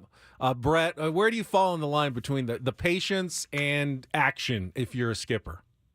I have to take everything in consideration. I have to take who's the player, what's the situation, how is my team playing, and actions will come from all those things as a whole. I can't just. It's not the same answer for every team. Right. I think, like I said, if you're fighting for a play, you got to do what you got to do to find a way to get a seat at the table in the postseason. If you're cruising and your team's playing really well and you're going, you have the luxury of not having to make these snap-jaw decisions on the fly. It's almost like the teams that are fighting to get there. It's almost like they're in playoff mode now, where there is no tomorrow. You've got to make decisions that guarantee you that you win this game. And then there's other teams that have the luxury of almost the end of spring training. Like, yeah, of course we want to win every night. But we're in, and I've just got to get my team right, get my team healthy going into the postseason. So there's so many different scenarios that play into the decision-making process. Who is the player? Is he a rookie with no track record, or is he a 4-time All-Star that I know eventually is going to come around? All these things have to be accounted for before you make a decision. Boone, let me ask you this. I love when we have you on because I love asking you from the player's perspective, talking to Brett Boone here on Ben and Woods this morning. Was there a time in your career where if you got shuffled in a lineup, it would really bother you? Every player's different, right? We've talked to Jake Cronenworth. He's like, I'll hit 3, I'll hit 7, I'll hit 9. I don't care. I just want to be in the lineup, help the team win. Then there's other people, I really don't like to hit 2. I like to hit 3. I get my numbers at 3. I don't like to hit 1. When you came up, I'm looking at your career numbers, bro. There's a pretty good stretch there of 20 plus pops every year. And, if the skipper came and he said, Booney, I'm going to slide you down to the 6. Is that something that you're like, huh, really? Or are you like, whatever you need, Skip? Oh, absolutely. No, you're right on. Cronenworth's probably saying the right thing. But you look at Cronenworth and you look at this lineup. There's some guys in that lineup that kind of, all right, Cronenworth, you kind of have to do what you got. You kind of have to do what you got to do. I've been at that stage of my career where it's like, man, some years, Woodsy, I felt lucky. Just as long as I have a uni in my locker tomorrow, the way I'm swinging. You're like, I got them all fooled. Right, but then there's stretches in my career where I kind of earned. I was the 3-hole hitter, and heck yeah, if the skipper came to me and hit me 5th, I might go, wait a minute, what's going on? I'm the 3-hole hitter here. I'll tell you, I'll give you a good example. It happened to me. I believe it was 2004, 2005. I was coming off some really big years, and I was starting to get to the end of my career. I was starting to get a little bit older. You don't want to admit it at the time, but I remember they came in and it was a big deal because Raul Ibanez came back to the Mariners. Love Raul, and they were going to hit him 3rd, and that was my hole. And I'm going, wait a minute, you don't just move me out of the, I'll get it going again. And you're fighting, and you're like, I kind of know I'm getting older and I'm not the guy I was 2 years ago, but that's my 3-hole. So, yes, your ego definitely takes a hit. At the end of the day, you get it right. You still have to be a pro. And when the game starts, it doesn't matter where you're hitting. You got to have a good attitude and do whatever you can to help that team win. But definitely egos are touched. You know, we have egos as players, and probably they're the biggest when you're in your heyday and getting things done and playing really well. Yeah, you definitely have an ego. All of us do. And sure, the little thing like moving you from 4 to 5, from 5 to 6, initially it really hurts, and you don't walk around the clubhouse yelling at people, but inside you're going, damn, how can they move me down there? And you're out to prove that you're going to move me back into that 3-hole when I show you. Sometimes it works, sometimes it doesn't. So am I naive, Booney, when I say that when Crony told me that he was lying to me? Am I naive? I believed it when he said it, and knowing him a little bit, I kind of believe it, that he's like, whatever, wherever you want to play. I feel like Jake has to pinch himself sometimes. I'm in a lineup with Manny and Tatis and Bogarts, and I'm hitting third most days. Yeah. Right. No. And I think, I'll tell you, I don't know, because you never know until you're in that clubhouse. But I think the players today, it's a little bit different. That 3-hole today is kind of, on some teams, considered the 2-hole. Right. Where you're best hitter. You go to the L.A. Dodgers, you got Mookie Betts leading off. So it's not like it used to be, where that 3- and 4-hole mode, those were the coveted holes. That's where the guys, your big boys, hit every night, was 3 and 4. So those were a little more looked upon. Today, it's a little bit different. You have random guys hitting in random situations, and a lot of times they like to have their big boys in the 1-2 hole. Sure. So the dynamic changed, but yeah, as players, we kind of like to come to the ballpark, look at that lineup, and know where we're at in the lineup. For sure. And yeah, everybody has but you also have to look yourself in the mirror. What kind of team am I on? Who are the players surrounding me? When I came to the big leagues, it was Ken Griffey Jr., Edgar Martinez, Jay Buhner, and they were all raking, all driving in 130 runs.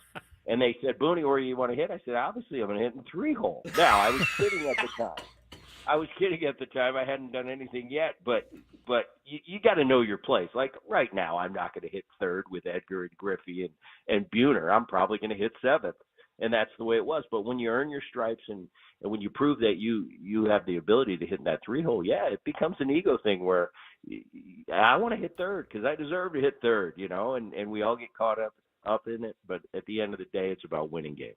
Talking to Odyssey Insider Brett Boone. Insider calls are brought to you by Granger, and before you joined us, we were having a conversation about chemistry and how much better it is on the Padres this year than it was last year, even though mostly the same players. And wanted to get your perspective on what makes good and bad chemistry, experiences you had with it. I mean, do you feel like guys have to do things off the field together for good chemistry, or is that superfluous? It's all in the clubhouse. What's your philosophy on making a good chemistry for a baseball team? Okay. I thought chemistry was a bunch of garbage. I never believed in it until I got to Seattle in 2001. That changed my mind. Chemistry to me is not about the off the field stuff, going to dinners, kumbaya, going, frat brothers. No, that's not it at all. It's coming to the game and genuinely pulling for your teammate. And when I say genuinely, people think, oh, you always pull for your team. Not always. I felt a lot of times the guys were pulling against me. Ben, you would have been a great baseball player.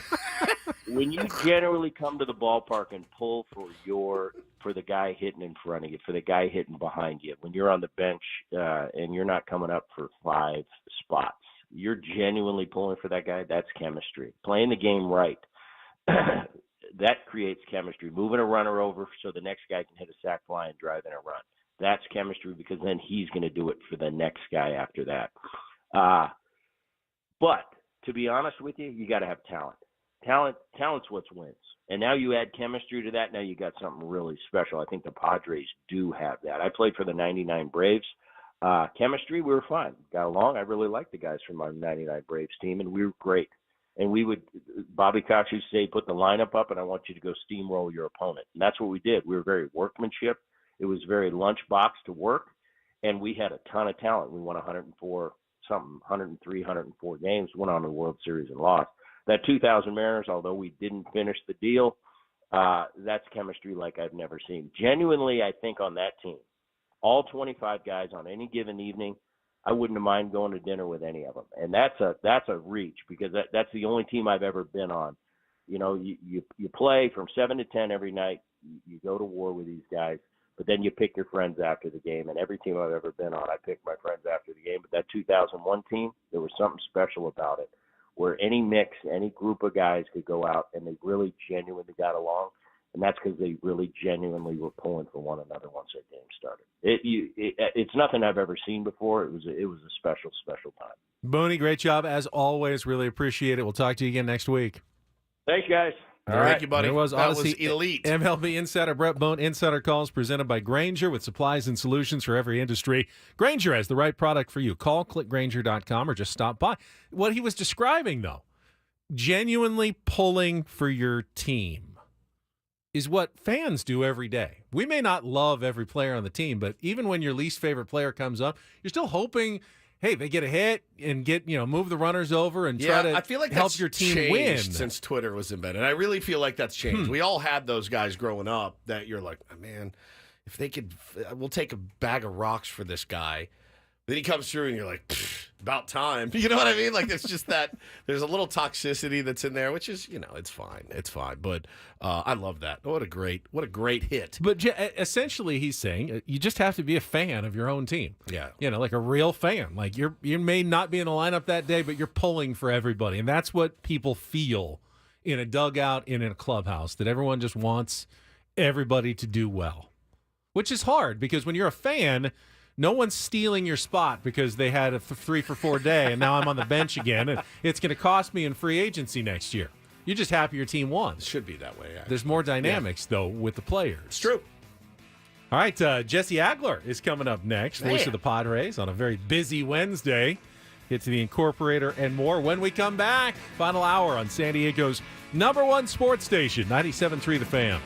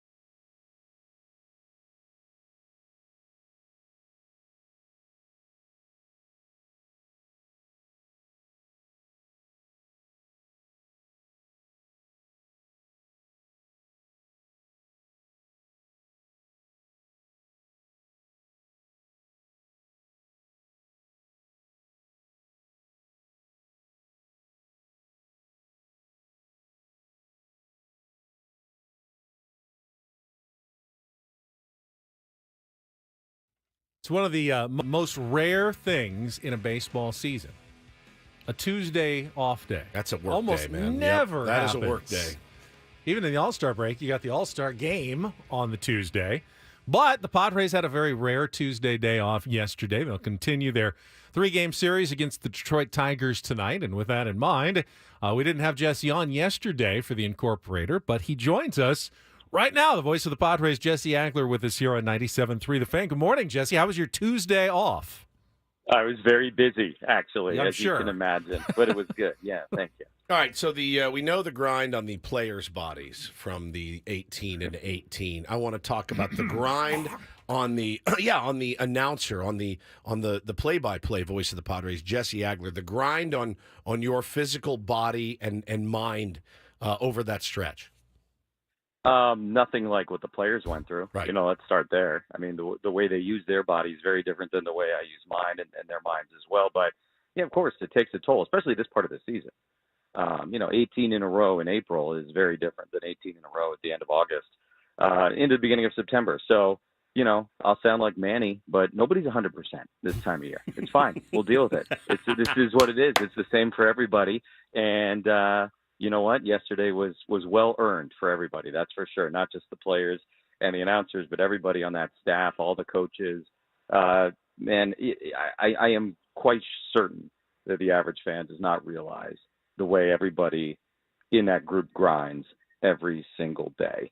And it's part of the deal. It's the same for everybody in baseball, but it's a lot, and hats off to everybody. Now, you had to bounce around TV and radio, TV over the weekend while Don was off in Tampa. My question, though, is, so how much more, like the hair and makeup that is involved with the Padres .TV broadcast? I mean, is it a lot or is it a little? What do you do to get ready for TV versus radio? From that standpoint, it's very minimal. There is no like hair and makeup person or anything like that. So I have, Ben, you'll appreciate this, as working in television. The extent of my makeup is some powder. Yeah. And that goes on about 2.5 minutes before we do the open.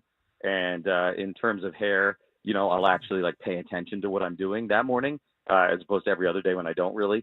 And that is it. That's the entirety of the operation. And I make sure I shave, because I don't shave every day when I'm doing radio. I shave like every other day. So for TV, I make sure I shave. That is literally... That's the extent of it. It's probably also a mental preparation of having to work with Mud Grant, that you have to do some meditation of some sort. Like I saw a tweet the other day that said, "Man, this guy looks like he sits in his car when he gets home." And I thought to myself, doesn't everybody sit in their car for a minute when they get home? I have to mentally prepare myself to walk into Thunderdome almost every day, Jesse, and I'm sure you do the same when you're home. I think when you work with Mud on TV that night, you have to probably have a moment of like, all right, I'm going to get through this. Woosah. Yeah, woosah. He is the most loving and most lovable person I've ever known. He has a very large personality, as everybody is quite aware. But he's that, you know, you think about a clubhouse, right? And like the way a clubhouse is put together, he's the guy that brings the energy. He's the guy that's not going to let you have a bad day when you really feel like you deserve a bad day or you really want to have a bad day. You see him bouncing around, smiling, laughing, making jokes, showing videos on his phone, and you're just automatically in a better mood. And, like, I got to tell you, you got to have people like that around. You know, we were joking the other day about it, like clubhouse chemistry applies to the broadcast booth as well. You know, those things that matter downstairs matter upstairs as well, because just that, you know, we're around each other all the time. And I'm telling you, man, he has saved our lives so many times with his positivity, with his energy, with his love, and he's a very special person. Sweet angel baby is what he is. And you know what is so underrated with chemistry, and I think we have it, Woods, and I see it with Jesse and Tony, and Jesse even and Mud, even though they don't work together that often, is when you can take digs at someone else. It's so important. And you do it with both of those guys, even with Mud on TV. I hear him a little, just under your breath a little bit. You get them sometimes. That's great. But that's great. That's what chemistry's all about. Knowing that the person you're working with is going to be okay with it. Yeah. Right, because it's authentic to your relationship. Yeah. You know, I mean, basically, if you can do it off the air, you can do it on the air, right? Or vice versa, I guess. You know, I mean, if like that's the same kind of dig that I'm going to take at him, when we're hanging out, on the bus on the way to the ballpark, then, it's like, all right, like this is what we do. This is the nature of our relationship. And you have to be able to do it to yourself also, right? You can't take yourself too seriously. You got to be able to turn it around and give yourself a hard time and accept it when the other guys do. There's no question. And I think, from an audience standpoint, whether it's your show or what we do, people, they feel that. Like somebody listening and be like, all right, these guys are truly friends. That's the way I give my friends a hard time and bust their chops. I kind of like that they're doing it too. And look, are there times I've probably crossed the line? Maybe be a little bit too comfortable or something like that. I've never. But that's part of being a friend, and noticing that, recognizing that, realizing that, and pulling it back a little bit the next time. But I don't know, the one I heard about from 1,000 people the other day was Mud. He's like, I think somebody just hit a home run, and he said, I smell Jumbo Jacks. And I said to him, I think that's your shirt. That's yes. the exact kind of thing. Yeah, that was great. I heard it too. Yeah, that's the exact kind of thing I would have said to him, as I said, on the bus or hanging out at the hotel after a game or something like that. So, it's we have a really good time. We've got a really good group. I feel very lucky to be a small part of it. It's hard to get digs in on Jesse, though. You just can't do it. So I'd be terrified. He's just polished. It's tough to find any avenue where you can kind of get an inroad on a dig on Jesse. Yeah, he's taking some on me. I like it. I wear it like easy to take digs a at. badge of honor. We have plenty of foibles. Yes, that's right. I feel like Jesse needs a foible or two. He does. He's too perfect. Jesse Agler joins us here on Ben and Woods this morning. Now, the baseball on the field has been honestly pretty remarkable. The stretch, the whatever it was, the 27 and 28, the great record, the team playing together. Jesse, from your perspective, have you let yourself get caught up in it all? Because I know I'm like this. I'm a ball of energy that's just I'm tamping it down on purpose. I don't want to make any bold proclamations, but I sure am pleased with what I'm seeing. How could you not be? I know. You have to be excited right now. What that looks like for you is going to be different maybe than for me, maybe different for Manny, maybe different for Mike Schilt, and so on and so forth. But you cannot be anything but encouraged and excited by the way this is going. They're one of the best teams in baseball, period. They are. What that means come next month, we'll see. As we know, the volatility of the postseason is off the chart. Oh, yeah. And, it seems like every result is equally probable, although I know that's probably not mathematically correct. That is it. They are one of the best teams in baseball. They have played like one of the best teams in baseball. They've handled their business like one of the best teams in baseball. I would at this point not discourage anyone from dreaming any dream. I wouldn't. I think it's a reasonable dream to have at this point. Again, knowing that, the next 2 months is going to be insane and you have no idea which way it's going to turn. It could go 1,000 different directions, but you have every right to be excited. You also have every right to emotionally protect yourself. Because we've been down this road before as sports fans of whatever team and whatever time. And we all, I think, deep down understand how hard it is to be the last one standing. The Padres obviously have never been the last team standing. But that shouldn't, I don't think, tamper your enthusiasm and your excitement because they are clearly, if you follow this sport, you watch these games, you can tell. They are a championship caliber team. There's no mistaking that. That's all I've ever wanted, really, as a Padres fan, is a team that I can look at and go, yeah, they've got everything it takes. I know there are several other teams that also have everything it takes to win the World Series. Yep. And you'll need some breaks, magic, things that go your way to actually lift that trophy. But you don't have to tie yourself in knots and go through, logical stretches to go, well, if this guy has an absolutely career month of October and these four guys add 3 miles an hour to their fastballs, maybe they've got a shot. No, if the Padres just play like they're capable of and have played like they've been capable of all season, they will have a legitimate chance in October. You would agree? Absolutely. And as you said, I think as a fan, right, that's, I don't want to say all you can ask for, because of course we're all asking for that big last thing. We're all asking for that parade that Peter Seidler would talk about. But I do think you had it right. You don't have to twist yourself and contort your mind into saying if X, Y, and Z. It's just keep doing it. Keep plugging away. And Mike Schilt deserves an awful lot of credit for that, sort of the way he has steered this ship and kind of gotten his mentalities, I think, deep into that clubhouse and kind of allowed these guys to do everything that they've done.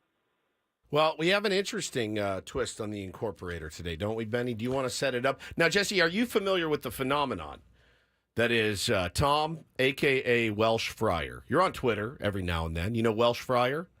Sure, yeah. All right, Welsh Fryer's here. Say hello to Jesse Agler. What's up, Jesse? Hey. Yeah, there he is, in the flesh. How are things in Cardiff? Yeah, it's all right. It's amazing. I love that accent. It's all right. It's amazing. Giza.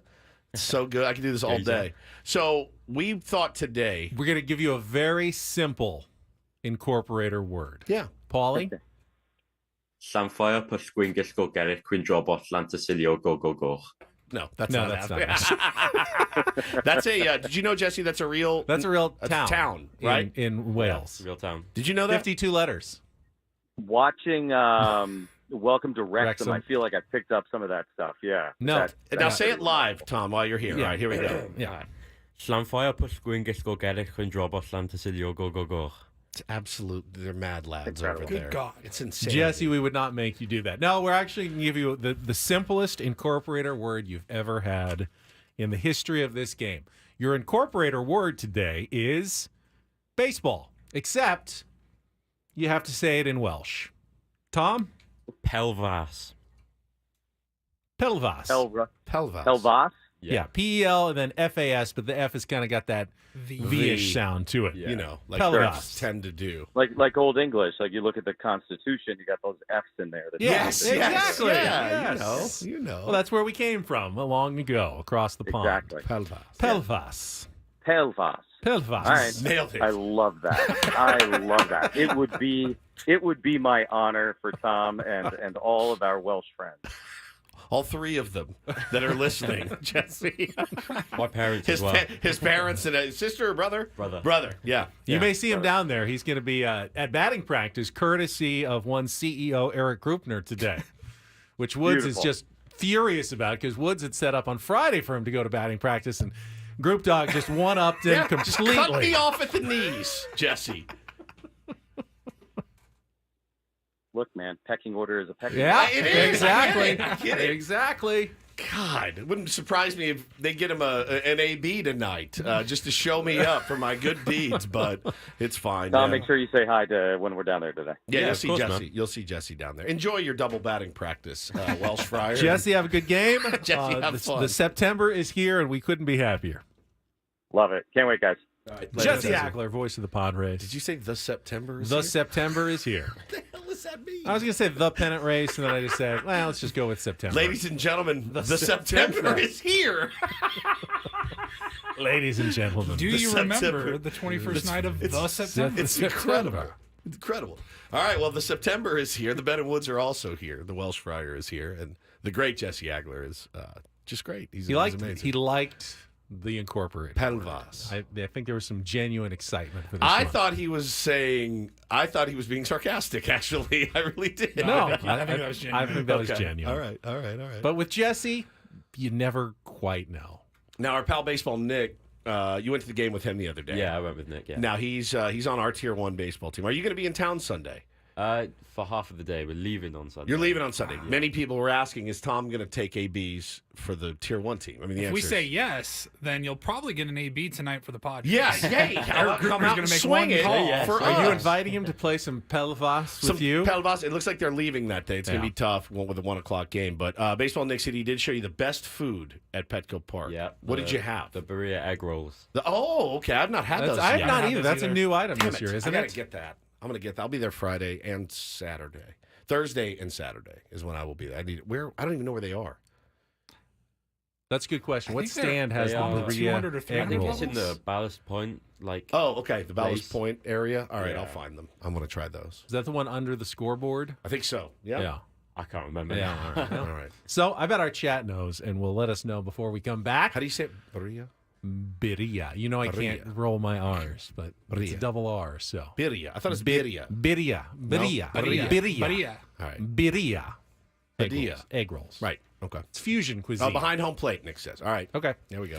All right. We will come back. We still have a Ryle report to get to. Final. Very special voicemail. And a very special An angry voicemail, I What? would say. Angry voice. Is it Eric Greupner? Maybe. Coming up after traffic here on 97.3 The Fan in the September. Here we are, the September.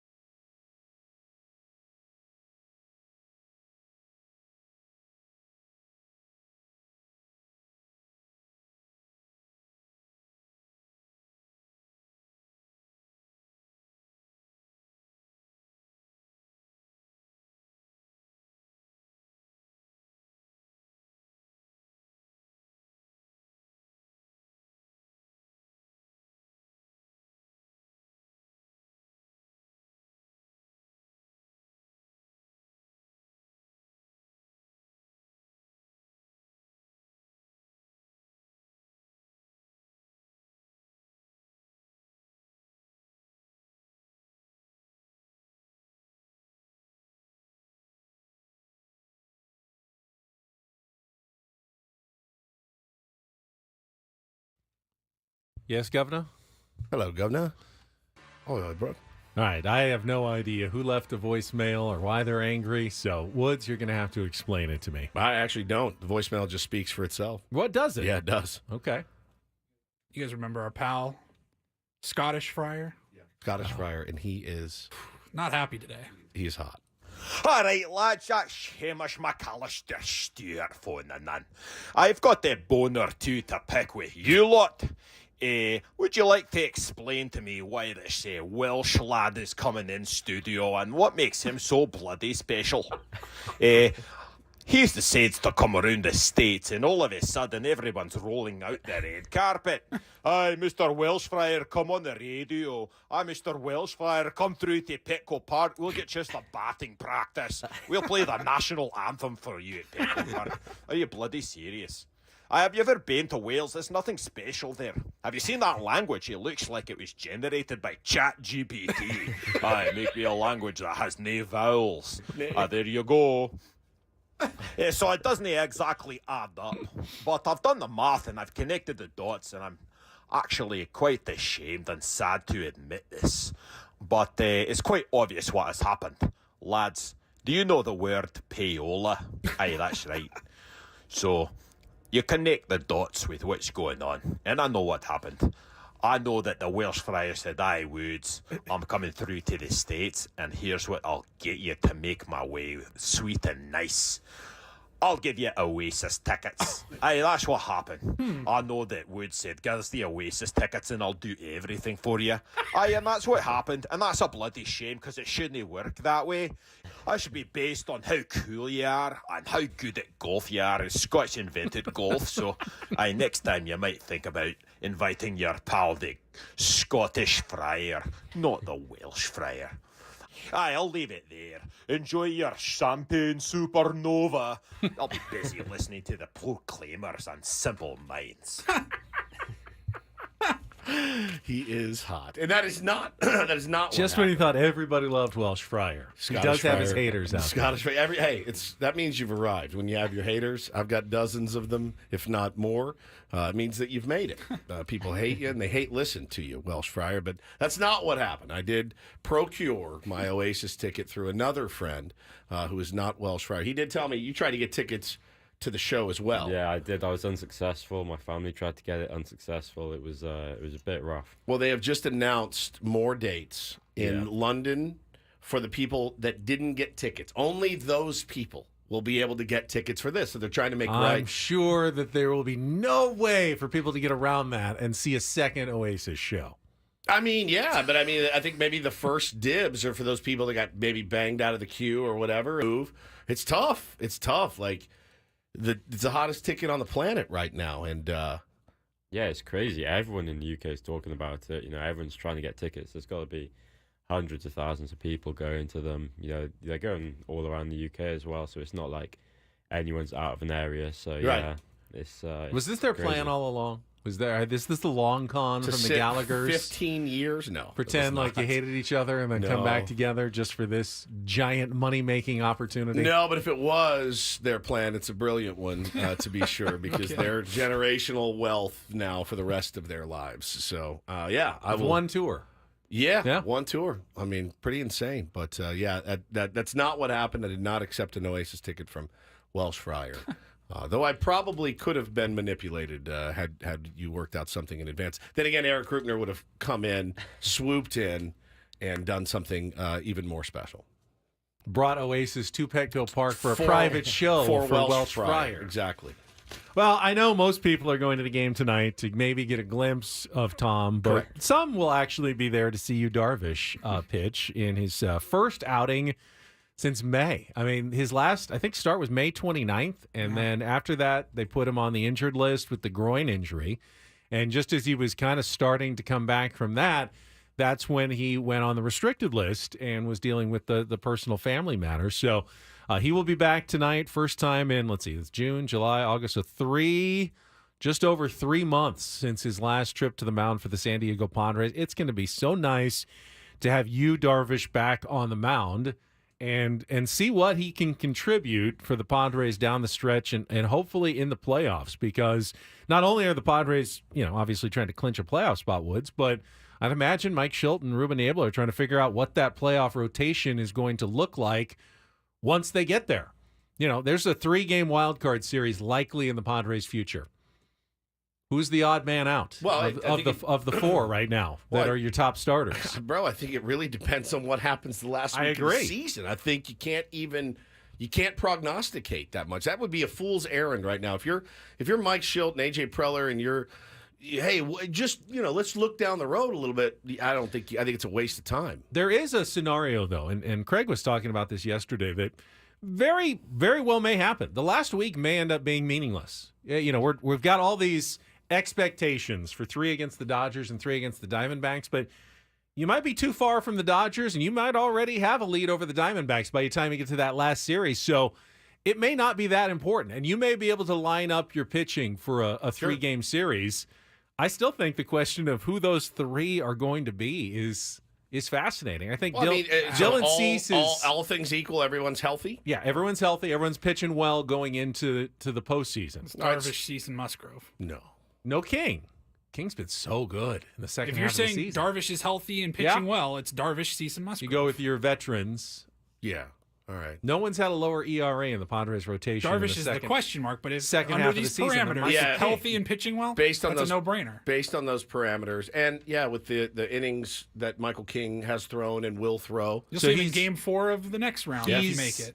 Or is he because he was a bullpen guy for the Yankees, does that make him like your first guy out of the bullpen in one of those games? Yeah, you're probably right, man. It probably is Darvish, Cease, Musgrove, and then if you need King in one of those games, what a nasty weapon to have. And this is, again, what Flan talked about, what Bruce Bochy does so well, using his 4s and his 5s to then become, massively valuable pieces in a playoff run. That's a really good problem to have. Maybe Cease has to pitch that Sunday to finish out the regular season because you need that game. Then maybe King starts Game 3 of the wild card if it gets to that point. And you know what? I remember growing up, I saw Randy Johnson come out of the bullpen. You know what I mean? Like 100%. You've seen Mad would Bomb, Dylan Cease come out, Kershaw. It's always happened. Right? Yeah. So you got a lot of options here. And but it's not a bad thing. When you think about it that way, if someone is going to have to come out of the bullpen in that series, makes the most sense for it to be King. That'd be disgusting. Yeah, it would be really, really nasty. But I think right now it's just way premature. We just don't know how it's going to play out. I mean, you could be, let's be honest. If we're going to look at one side, we need to look at the other side. You could be fighting for your life that last week of the season. You really have no idea. I mean, it's not like the playoffs start next week, and we're trying to. There's still 22 games The good left. news is, though, any of those 4 I'm pretty comfortable with. Absolutely. In the playoffs. So even if you have to go right to the wire, not all 4 of them are going to pitch in that last series. Right. You'll have someone who is in reserve, who'll be fresh and ready to go on that Tuesday for Game 1 of a wild card series. Yeah, I mean, Adam's asking the question, could King pitch multiple games out of the bullpen, like 2 innings in Games 1 and 3? I think the answer is absolutely yes. We asked Mike Schilt, and what did he say on Friday? Probably his best appearance of the year. He's like, this is what you play for. This is why you play baseball, is for this. So I don't see a lot of guys on our team. He could be on standby. If Joe has a rough second inning, get him up. What I don't think you're going to have to worry about with this team that you did last year is guys going, hey, not me. Not today. I went yesterday. You're not keeping Tanner Scott out. You're not keeping Robert Suarez out. You're not keeping Jason Adam out. You're not keeping King out. You're not keeping any of the. There's not one guy on that team that wouldn't say, I'll take it. Not one. And that's what's massively refreshing about this year. There's not one guy down there that's like, well, I really need to watch the mileage on my arm. Tanner Scott is going to be a free agent. He's like, pitch me every day. I'll throw every single game you need me to throw. That, in and of itself, changes the mentality of this baseball team 180 degrees from last year. So we'll see. Yu Darvish hopefully takes that first step toward being one of those guys that's going to be a critical playoff contributor for the Padres. That's 6:40 tonight. Sammy Levitt with your Eco Water SoCal pregame show at 5:40. Keter Montero starting for the Tigers. Right-hander, 24-year-old, 4-6 with a 5.17 ERA. Still have our Rondo report to get to. Woods came in this morning tipping his cap to someone that I did not expect he would be tipping his cap to. And that story will be part of the Roundel Report, if I'm not mistaken. Coming up next on San Diego's #1 sports station, 97.3 The Fan.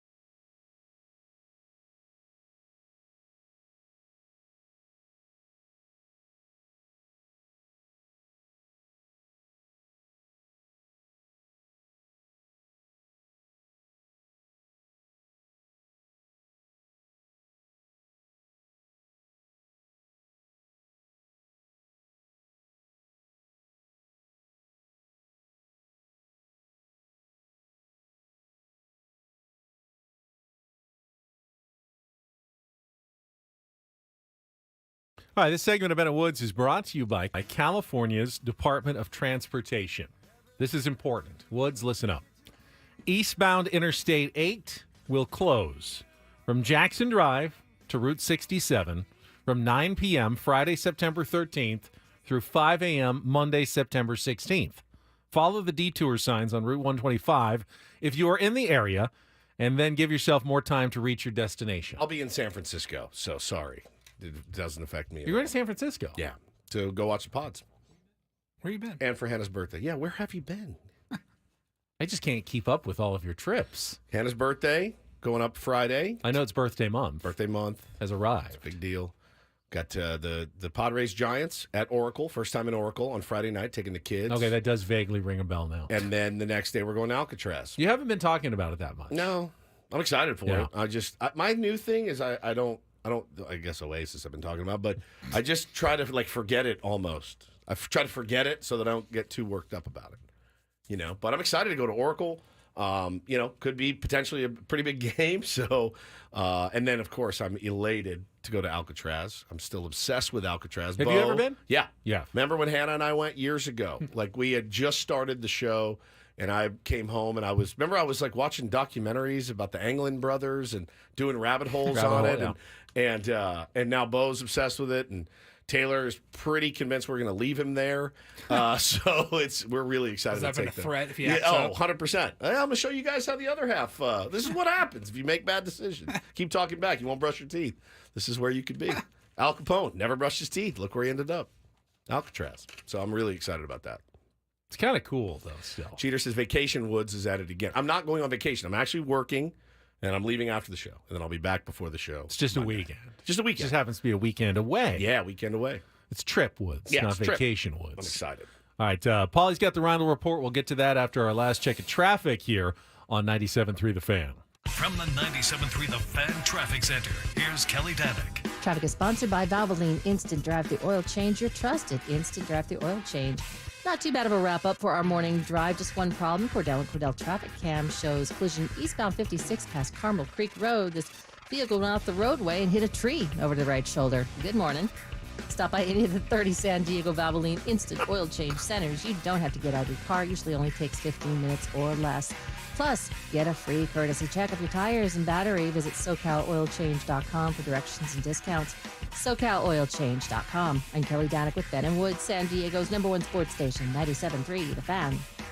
And get things started here with our today's edition of the Ryle Report. Now tuned into the greatest. Welcome to the Ryle Report with Paul Ryle. Hi, Paul. All right. 2 stories from the world of sports that we haven't gotten to yet. We'll start off in Major League Baseball. And 1 story that you didn't know you needed. Are you laughing, biatch? It's the Ryle Report Hey, Paul, how you doing? Okay, how are you? on 97.3 The Fan. Are you ready to bless the mood? I need some help, please. That was good. Can I get a yeah? Oh, yeah.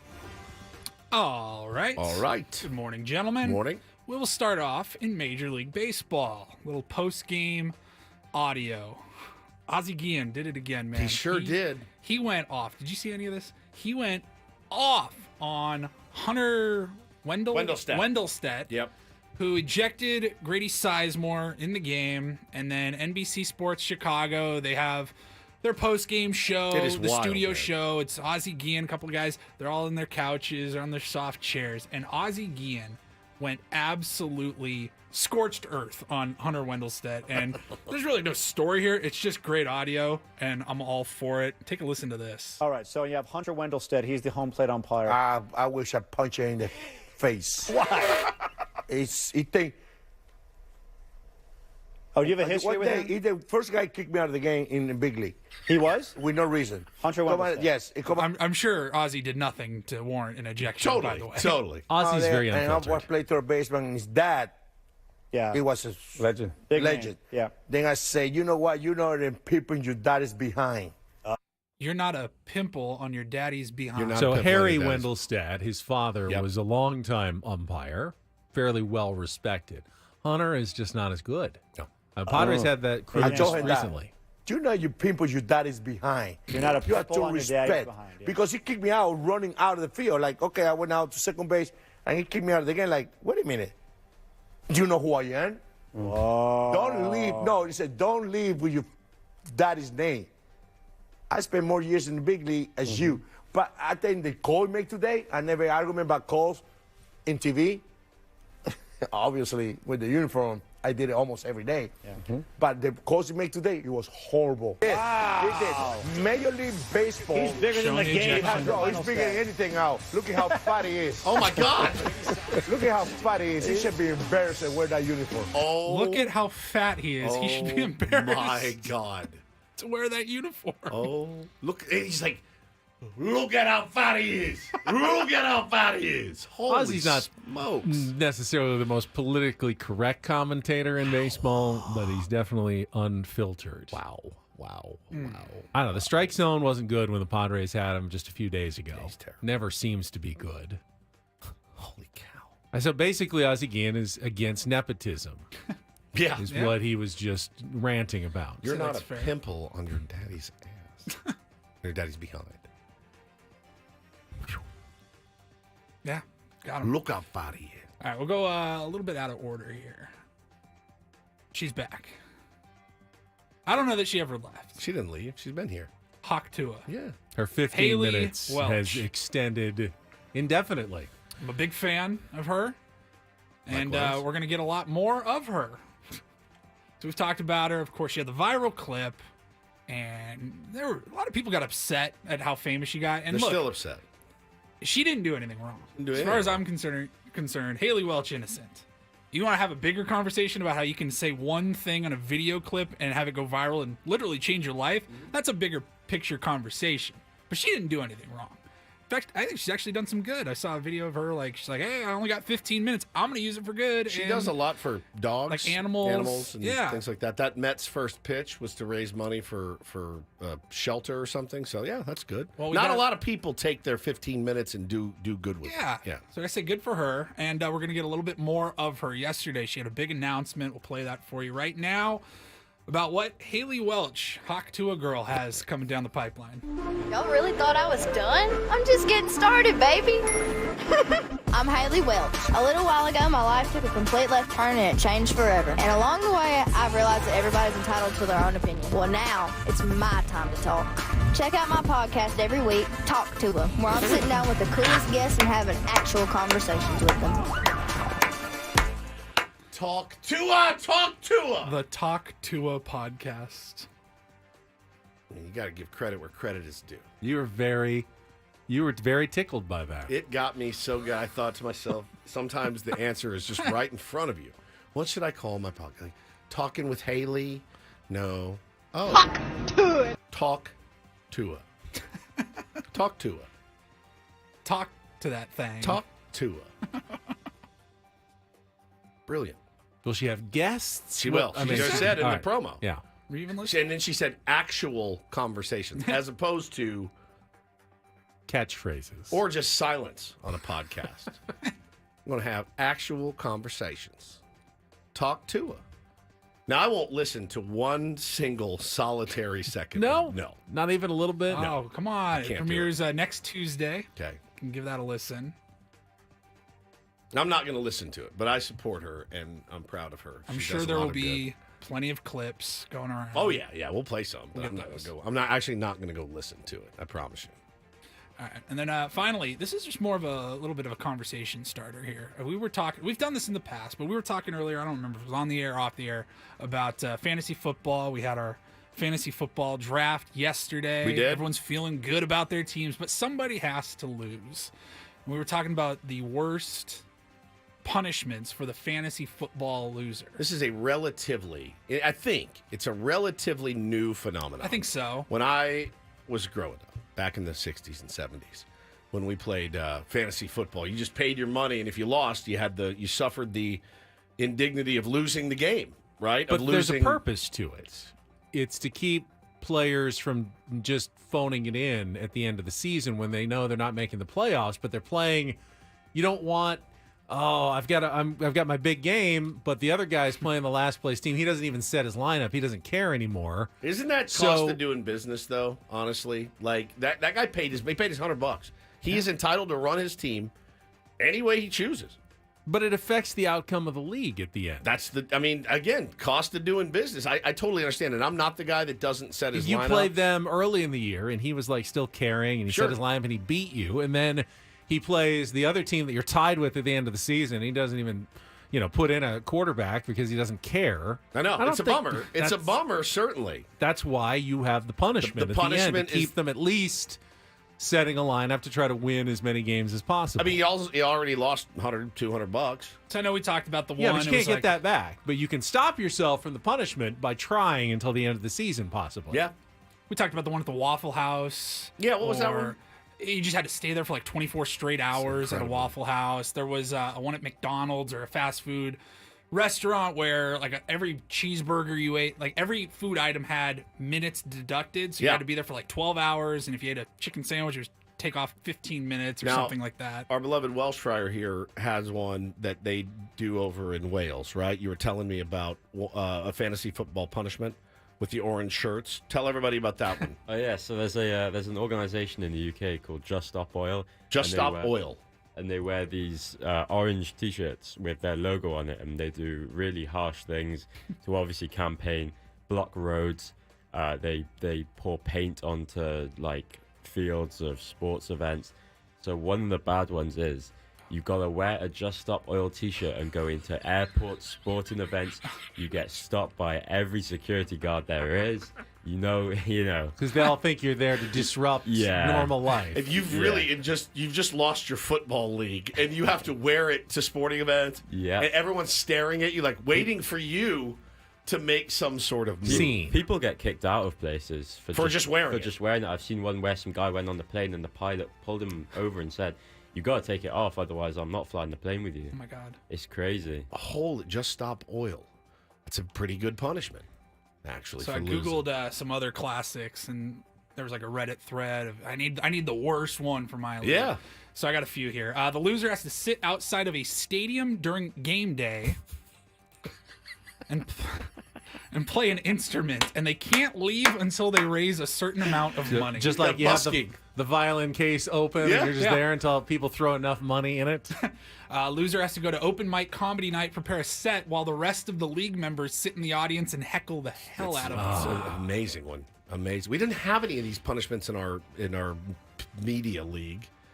No one even really chatted in the chat. Everyone just drafted, and nobody really wanted to talk to each other. Woods, if you lose, your punishment is you have to do the league again next year.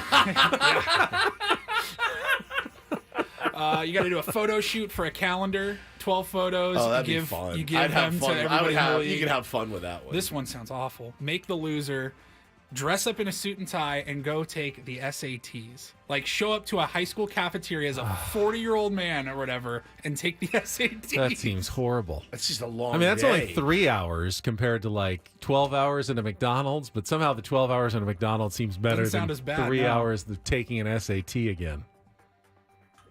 I have, ours. I mean, we have one that's standing. No one is man enough to take it on this show. I know. Right. I mean, it's the worst punishment for me and for us, I think, that you could do, and it's go to a Padres baseball game in jeans, tennis shoes, and a spandex shirt. Oh, my God. And I mean spandex, your Under Armour type shirt, not loose fit, the one you wear under your jersey to keep things tucked in and tight. We all wear them, compression, if you will. Wear that as your outerwear and a Padres hat, and you walk around. You go get a hot dog, a beer, and you walk around. And listen, here's the worst part. I see a dozen of those guys a game. By choice. By choice. They're like, when they leave their house, they're like, hell yeah, I'll throw this on. Yeah, it's skin tight. I can barely breathe, but I'm wearing this to the game. You see every fold. You see every nook. You see every cranny. And you go, why, man? You could throw a T-shirt on. Yeah. Well, they put a T-shirt on. That punishment for me is literally the fear of like, and everyone knows, so you're sitting there in your tight spandex, and when you sit down, your belly, I mean, it's just accentuated. It's no good. I saw one, the loser has to get their hair cut by the winner. Oh, that's a nightmare. Dude. That's awful. That's awful. That's like bullying. I don't know that I'd feel good if I was the winner. I'm like, all right, I'll just give you a little trim here. I'm not gonna give you a buzz, Fryer cut? mohawk, fryer cut. Fryer cut. Oh. I bet people haircut. don't realize that that the round table is actually a fantasy football punishment. It actually we all is. lost. We lost. And have to do an Adam extra won. hour on the air Hey. every single week, commercial free. That's our fantasy football punishment. Yeah, after a 4-hour show. That's exactly right. That's exactly right. We'll be back tomorrow for the roundtable. We will be. Our fantasy football punishment continues Yes. with another week of Roundtable tomorrow. First a 4-hour show. Talk about tonight's game. Welsh Fryer, thanks for coming in. Enjoy much. the Thank game you. tonight Buddy. and batting practice. Annie and Elston are coming up next. For Paul Reindl, Stephen Woods, I'm Ben Higgins. Have a great rest of your Wednesday from all of us here at San Diego's #1 sports station, 97.3 The Fan. So long, everybody.